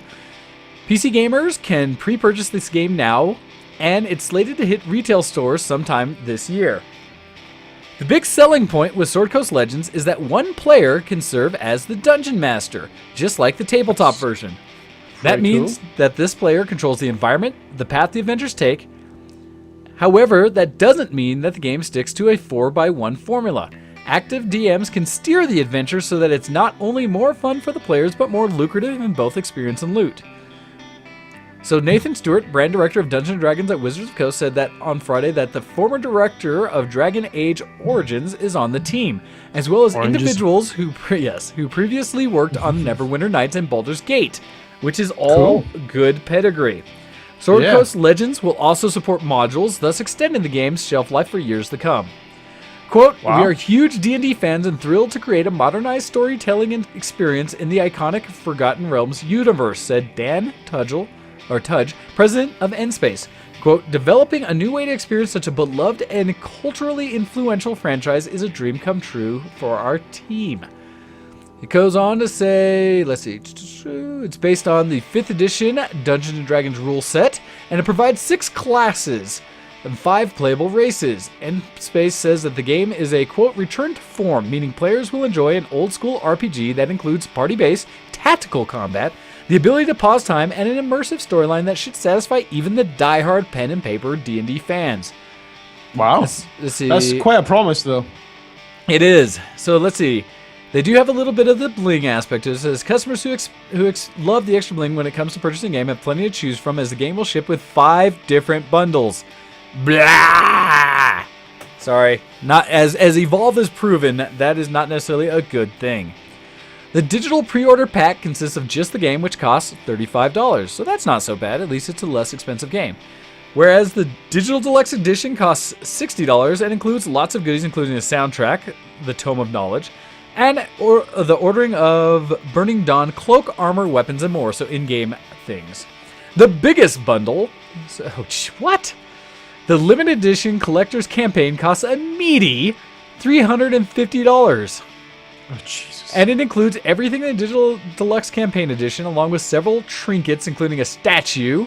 So there you go, okay. Of Belafos, which will have a pose determined by the community. A cloth map of the Sword Coast. And Head Start access and more. The second largest bundle, the Digital Deluxe Campaign, includes 5 copies of each game, so that's nice. So that you can just go ahead and buy it for all of your friends. So anyhow, the main thing that I was interested in about this is that whole DM mode. And this looks a lot like the enhanced or modern version of Baldur's Gate from the couple of screenshots I've seen. So it's kind of that top-down, somewhat isometric, but 3D, really detailed kind of world. And so I'm curious, because we've played a lot of games like this, and D&D is the classic dungeon crawler, right? It's been around forever. What I love about this is, and this is where I said they've tried it before to have that DM role. In Neverwinter Nights, we had some. You can do that, and I had some friends back from the original Game Fest days who ran a quest or two with that during Game Fest, since we were on a big LAN party setup, where they managed a quest that they had built themselves from various modules, and had us run through it. Now, I will say, I think we experienced probably one time that I was part of where it all went smoothly and went to task exactly how we hoped, and was great. Everything breaking. It was just a wonderful experience. The other time I went through it, I remember it being kind of a cluster. In that we'd run into a room and we'd get ahead of what the DMs were ready for. And so sometimes they didn't have monsters set quite where they wanted and things like that because of the way we were progressing. And so it became kind of this crazy mess. And other times where the admins, the guys running, would accidentally insta-kill a person or something or misplace them, one of the characters, and you'd end up in hell essentially, or just some limbo where you're like, where am I? And so there was quite a few reconfigs of the server. So I'm hoping they will spend a lot of time and effort on developing the tools that allow you to do good, proper DMing. Because for me, my favorite pen and paper experiences ever were running with good DMs.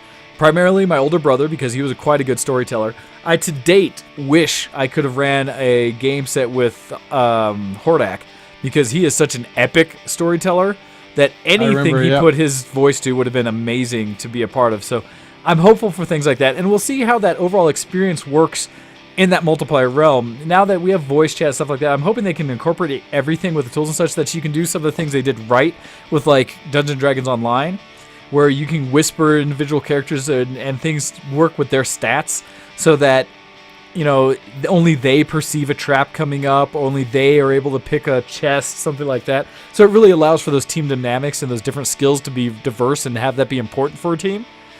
I'm hoping that'll happen, and I'm hoping that the DM will be able to not have to manage the game where they're having to play it actively themselves so much as create kind of the environment, let the game run itself, and just tweak it as they're going, which I think is much more manageable from a DM's perspective. Yeah. Versus having to control every encounter, right? Yeah.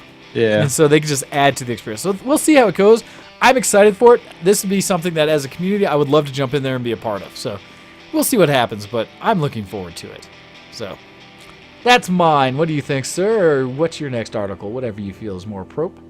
I do love D&D, or at least I've also loved the idea of it, so we will see what happens with that. I've got a couple here. I can't really decide what. How about this one? Dying Light is now... where is it? Dying Light.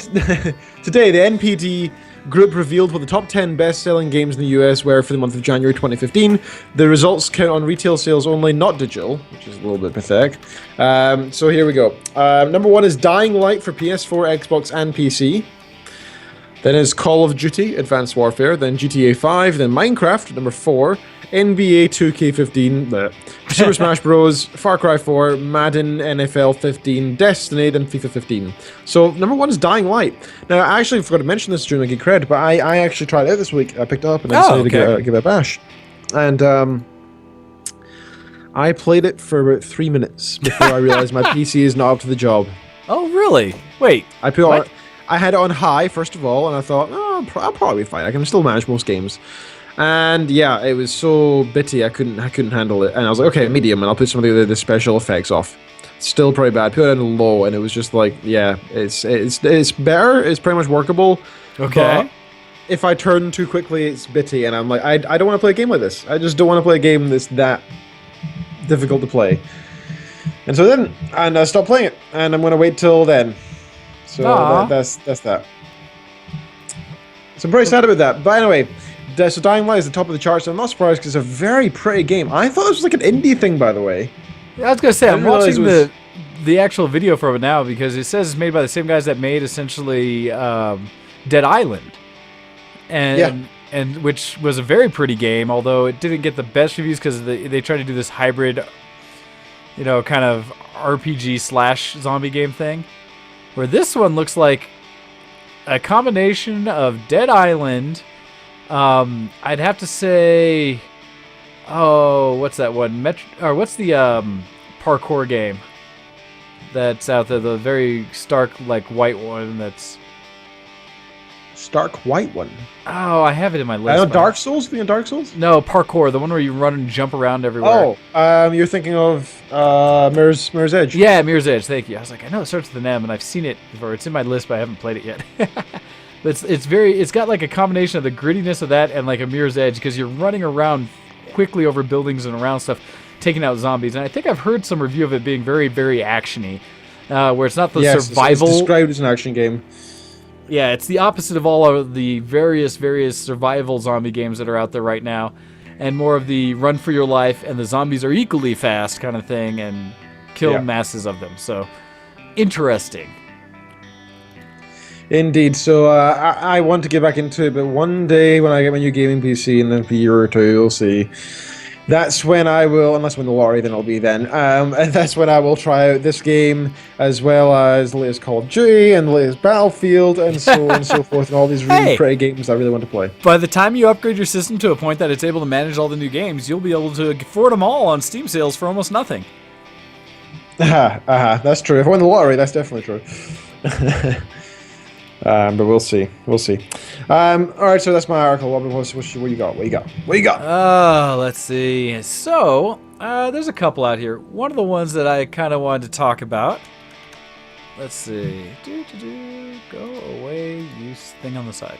This one it's a little older, but it was a neat like infograph, one of those things that we'll find out there or anything.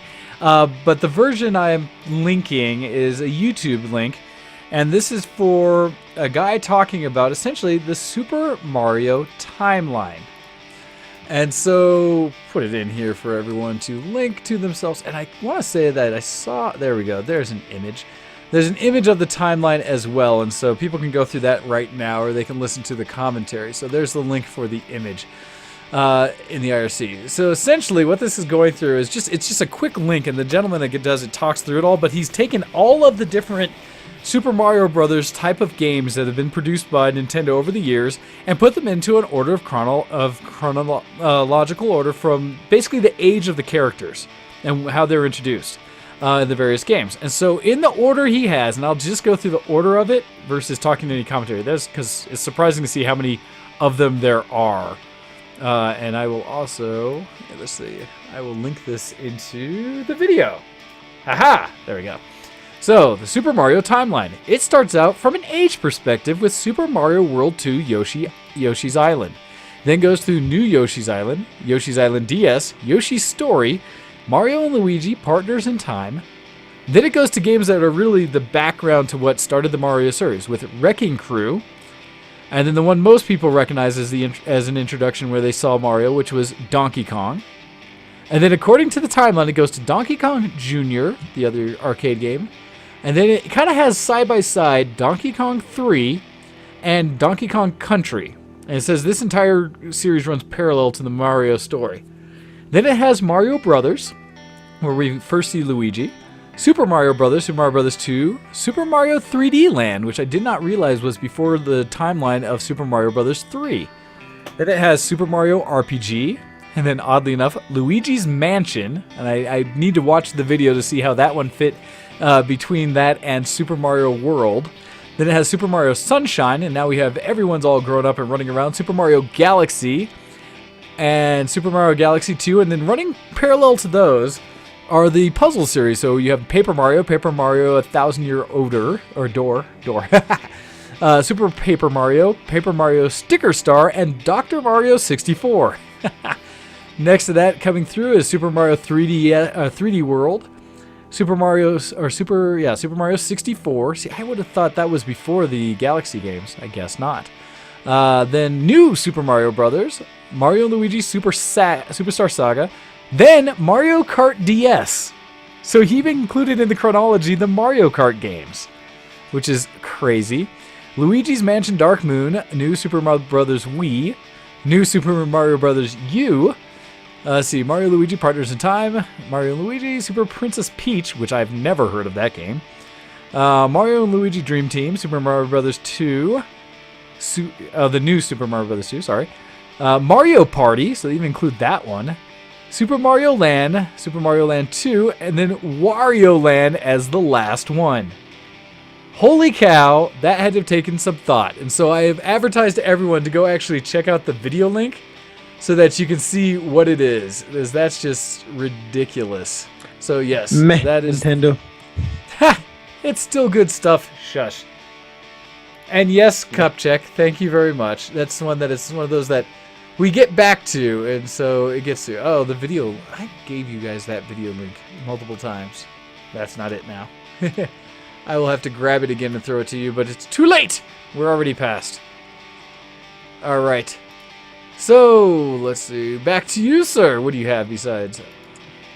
Indeed. Let's see. I have a couple here, again. I also have a couple. Let's go with this one.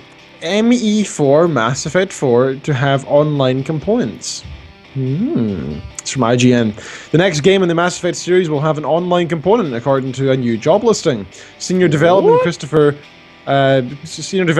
Director even, Chris Wynn, tweeted out earlier today, "Things are getting real now, and I need an excellent producer to come shape online for the next Mass Effect." It's not clear what shape this online component will take, whether it'll be some form of multiplayer, perhaps connected features. Seeing how well Mass Effect 3's multiplayer was received, however, it wouldn't go beyond the realms of possibility we'll be seeing something similar. Regardless, it's good to hear development is ramping up. Last year we got an update on the progress of the next Mass Effect, saying it was in the middle of development. So far we know that the next Mass Effect will be fresh but familiar, and that it may not relate to Shepard at all. Dragon Age Inquisition also won't be a massive inspiration, despite its massive success. For everything else we know, head over to the wiki. Cool. I've not actually played Inquisition yet either. I've been wanting to, but I haven't went out and bought it yet, which is strange because I love the Dragon Age series. So I'm really looking forward to getting into that. Actually, I don't know why I've not played it yet. How about you, sir? Are you looking forward to Mass Effect 4 at all? So I don't know. The challenge is with all the Mass Effects is I've not played them. I've touched them, and I have Mass Effect 1 on my on my Xbox 360. I've got 2 and 3 on the PC. And I just haven't played them. And so it's part of my digital collection of many AAA titles that I don't know if I'll ever have time to play. Another reasons that I need to win the lottery just so I have time to do all the other stuff I'd rather do. But yeah, that's I'm excited mostly because there's story, right? And crazy stories going behind it, and that's been pretty epic, and people have really loved them. And so I'm curious to find out what else happens. But mostly that I'll just watch it all on YouTube or something. Yeah, fair enough. That's fair enough. Hey, I'll report back and see if I enjoy it and tell you then. How did that? Then you can try it out. There you go. Right, what have you got for us? All right, this article, another one from my aggregate News 360. And so this one is talking about some theory craft and a little bit of noise about Disney. And what it's talking about is, since we do have Star Wars now within the Disney universe, that they've announced that their Star Wars theme park plans are ambitious. And so, speaking with analysts on Wall Street, Disney boss Robert Iger updated investors about the entertainment company's plans for Star Wars attractions in their theme parks. Said no specific details were given regarding the types of attractions or when they would be built, but Iger did reassure that Disney is interested in increasing the current presence of Star Wars in their theme parks around the world. He described Disney's plans for these attractions as, quote, ambitious, and explains that it's going to take some time for them to be built and opened.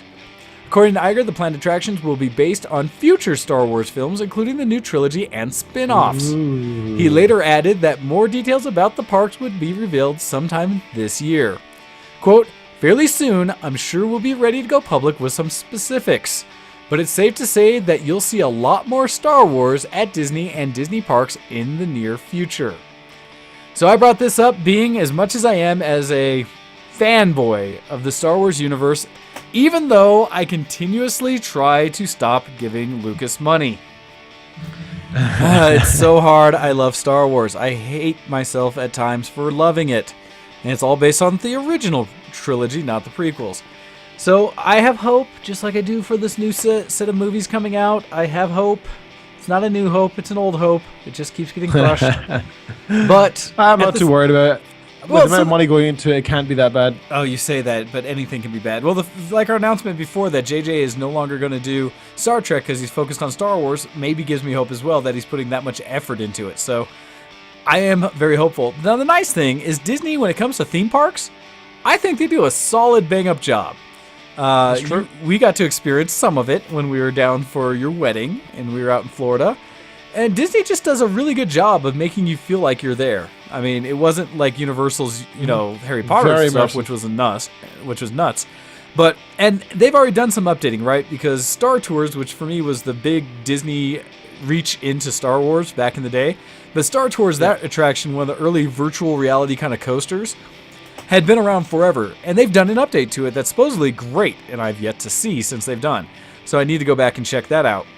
But that was always amazing because just their ability to make things real for you when you're going through the lines. They had all the droids sitting there having conversations about the pilot that you're about to go ride with, stuff like that. And this whole construction thing as you're going into the starport and all these little news from Endor. It was so immersive and wonderful that because I do love Star Wars and will continue to love the damn thing, I am looking forward to it. And Disney is one of my favorite parks. For me, it's Disney in California, mind you, not Florida, because I think Disney World's overblown and terrible by comparison. Only because California, I think, got it done right. Disneyland and California Adventures. But I look forward to this because I'd love to see more Star Wars. They already do one of my favorite video things, which they have each year. They put out the new line of they have the dance contest that they do with Star Wars characters. And I don't know if you've ever seen any of those, Ken, but you can go look them up on YouTube. Just look up Star Wars I actually dance. have, yeah. Yeah. I saw the Vader one, which was awesome. Yeah, and so they already do a lot of things Disney-wide that I find entertaining, so I'm just really looking forward to seeing what else they could do with this IP. Again, it's all future stuff, so we have no idea. But the other thing is, parks are getting better and better with the way they entertain us. I loved everything Universal had, so I can only imagine Disney will do just as good. So here's to hoping. And I would love to have an excuse to go to a Disney park again and have a real reason to just go nuts as a kid. So I hope they do great things. Indeed. Gotta go research. Gotta do it for the show. Gotta do it. Yep, Obliged. Find a reason to write it off or something. If only this were a business and not just a hobby. No. Yeah. All right, that wouldn't be sir. so bad. Back to you. Alrighty. Goddess designer shares doubts about delivering on Kickstarter rewards. Now, this is interesting. I was actually quite a fan of the Goddess game rewards thing that they had going, but the problem with the game on Android anyway was that it was very dry and they didn't update very frequently, so I was kind of bored of it after about a week. But for that week it was awesome, but that was about it. Recent forum posts from an employee at Studio 22 Cans suggest that the Goddess might not fulfill all the features it promised during a successful Kickstarter campaign. No. Designer Konrad Nazinski has written extensive posts about it, calling it confused, sharing his frustration with Goddess's development and attempting to update PC users frustrated with the game's progress. You all want to know what this game is actually supposed to be. Well, so do I, says the guy. Like I said, I was never given any indication of what Peter's vision was of Goddess as an end product beyond the Kickstarter pitch. There is not much point in me making grand plans now because I simply don't know what will be achievable. To be brutally candid and realistic, I simply can't see us delivering all the features promised on the Kickstarter page, he said, adding that multiplayer is seriously looking shaky right now. After working on Goddess pro bono for over a year, Nazinski was recently added to the core design team. According to him, the development team behind Goddess is placing more emphasis on the mobile version over the PC. Understandably, it makes more money. A decision that makes sense, he explained, since mobile generates more revenue than PC counterpart. Called it. However, it prevents him from implementing the systems in Goddess he wants to see. It's going to be a juggling act balancing the design of the mobile and PC versions, and I'm betting a lot of my PC only proposals are going to be shot downs, and there will be things I will be told to work on that won't contribute to improving the PC. If that's the case, I'm just going to state that outright when the time comes. Concerned aside, Nazinski claims to be cautiously optimistic as the team begins to retool their focus to implement new features in the game influenced by community feedback, publisher demands, Kickstarter promises, and his own desires for Goddess. That doesn't prevent some PC players From feeling completely alienated, however, many on Reddit have begun to voice their frustrations with Goddess development, voicing general frustrations with the progress and content. I actually did that a few months ago, funnily enough. The God Sim was originally slated to fully release a few months after its crowdfunding campaign, but currently remains in early access on Steam. Rock Paper Shotgun also reports that many of the promised rewards and features have not been fulfilled, questions whether or not Peter Molyneux's recent announcement of new game project means he's moved on from Goddess, and even points to an interview during which Molyneux discusses the overwhelming urge to overpromise to ensure the success of a Kickstarter campaign. Successfully founded on Kickstarter back in December 2012, 3 years ago, Goddess has been available on Steam Early Access for PC and mobile devices. So like I said, it's a good game, but there's still no really an end goal to it. It's kind of open, and they've left it like that. Ooh. Which is fun in some ways, really, really frustrating in others. If you actually want to play this as a proper game and you want to get fully immersed and finish the damn thing, you cannot do that. That is not available. Not a feature. Yeah, the feature is there's no end to the game. Yeah, have you ever played it? I have not. It was one that I was following, and I was hopeful because, again, you hear this pedigree of different people. I mean, same thing I would say about the D&D one, right? You hear what projects people have done in the past. Well, Peter Molyneux had history from back in the day when he did the original Godson Populous, and so ever since he's had this cred, right? Which I keep trying to tell people that you need to do everybody by their experience of what have they done lately, not by what did they do once. Because I was burned. You know, playing Planetary Annihilation, that game is not the game I hoped it would be based on the Kickstarter and what they'd originally promised. They got a bit over their heads. They released a game. It is functional. It works. It doesn't have the feel that I was hoping for. Still running into... remember two things. One, that Kickstarter is effectively a sales pitch. Sales pitches are pre-design phase. They are before you even do any testing whatsoever, before you even do any implementation of making the game. And even before that, it doesn't even have any, like, oh, this is what we're going to do, this will be the end goal. This is just promises. Yes, it's all promises. And the whole point of a Kickstarter is just to get people interested to see if they should even spend their time making it. And yet it's become this model because we've only seen so many things come to fruition where they actually successfully completed their Kickstarters. Primarily in hardware more than we do software. Software, we've still had this kind of lingering effort going, right? And because Planetary Annihilation's gone gold, it's shipped, I own it, I have it, but it's not what I wished. But the big one, of course, is Star Citizen. That's got, literally tens of millions of dollars have been put into the hopefully funding it, and so we'll see what comes out. I mean, it's looking pretty, and at least they're keeping very active in their conversation. But again, it's still not released. They're supposed to have things this year, but it's still not released. So with this, I unfortunately have gotten to a point where I think Peter Molyneux no longer has any credibility with me. He may have great concepts and ideas, but I have yet to see him succeed on translating them into a game. The last one, of course, for me was Spore. And you've played Spore a lot, right? Oh, again, I love Spore, but then it just dies out halfway through. It seems to be it's not a complete frequent game thing with this guy. Well, there's a challenge with Spore, right? Because he promised these massive things on changing the way a God Sim worked. And where you start literally as just this single cell kind of organism and work your way up. My challenge is it's basically 3 games in one that are all based, pretty much half-arsed, where not any one of them is a fully complete game. Because as you level up your initial creature from the single cell stage, it's one game there, and it's okay, it's fun, but it's not very deep, and it's more just a run around the world avoiding bigger things than you and eat little things. So there's no real depth to that game. And then it's almost like an extending loading scene before you get out of the ocean and actually create your first creature. And then you start to create a creature, right? And so, I almost agree. I actually really enjoyed the initial stage. I thought it was fun. I enjoyed it. I thought it was very pretty. It's pretty. It's relaxing. It's not too crazy a game to play. I just wish there was more to it. I wish you could, if he was going to get so in depth with the way that you actually play with the development of your creature, I wish you could have started with how many proteins are you going to assign towards, your ability to withstand things, to speed stuff, not just your design of it, but, the internals, right? It's a cellular organism.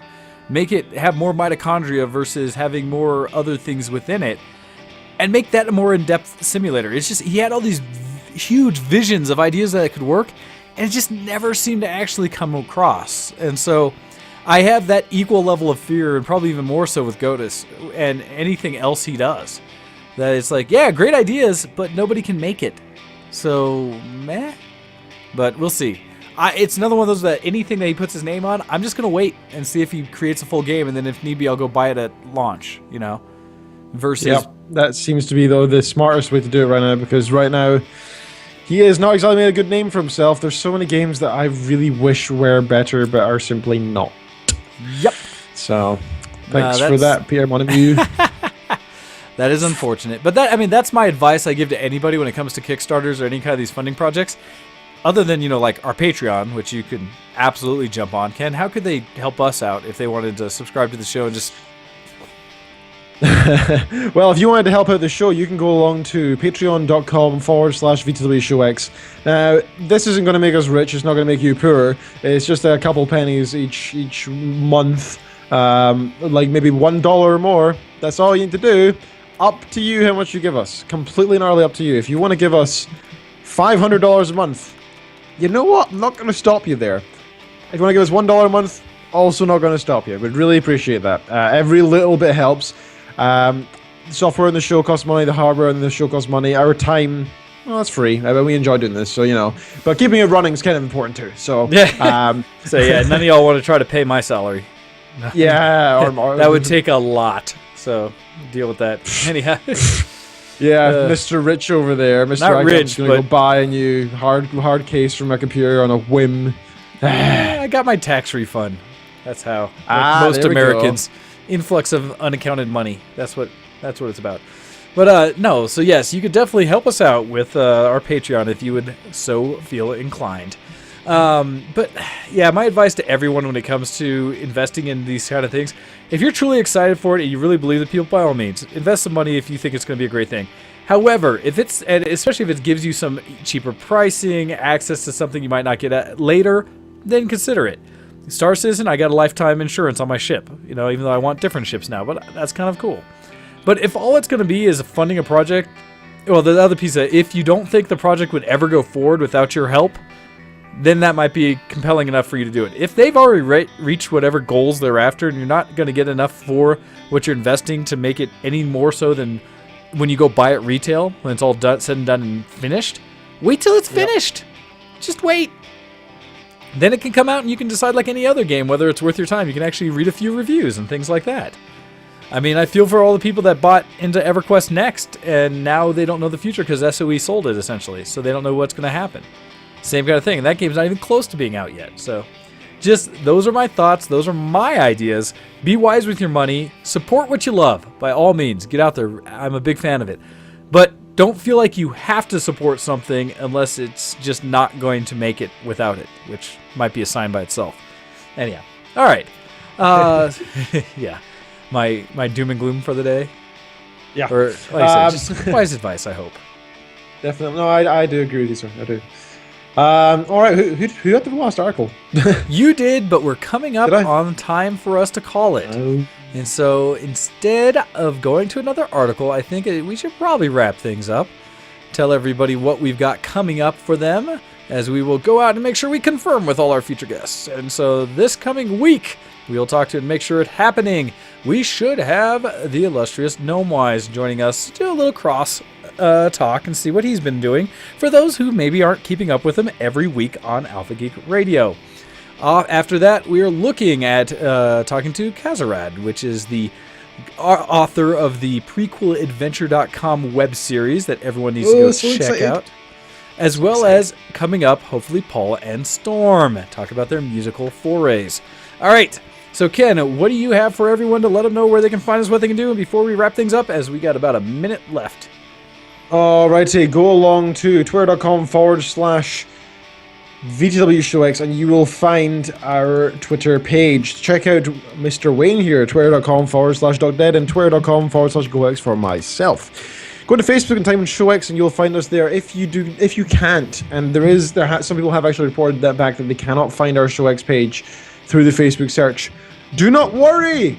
Help is at hand. If you go along to facebook.com, you can type facebook.com in the URL vtw.showx. And I'll take you to the page. Easy peasy. VTW Productions, you can find us there as well on online. Facebook.com/VTW Productions. Easy, simple. Give us a like, and you'll see all the updates and random things we feel like sharing on Facebook. Check us on Google+. Nah, don't actually. We barely use it. Check us on Patreon, like I mentioned already, and send in emails to showx@vtwproductions.com. We really do appreciate all of that, and make sure you tune into all the other shows on vtwproductions.com, because they wouldn't be on our station if they weren't of quality. Check them out. And with that, thank you for having me on the show, sir. I always do appreciate it. Always glad to have you with us, and make sure you jump into Ventrilo after the show and join us in our gaming night. Also, as a heads up to everybody, we will probably be migrating ourselves from Ventrilo in the future towards TeamSpeak due to upgrades in UI and things that systems are doing where Vent has not done much for us lately. More discussion to be had, things on the forums, look out for that, but just a heads up for those listening now. All right, we are done for today. We will catch you all again next week. Hope you guys had fun. Have a good week. Bye, everybody. Bye. Goodbye. See you in the next subby. Good night. I forgot. Salut Tom, c'est Bob.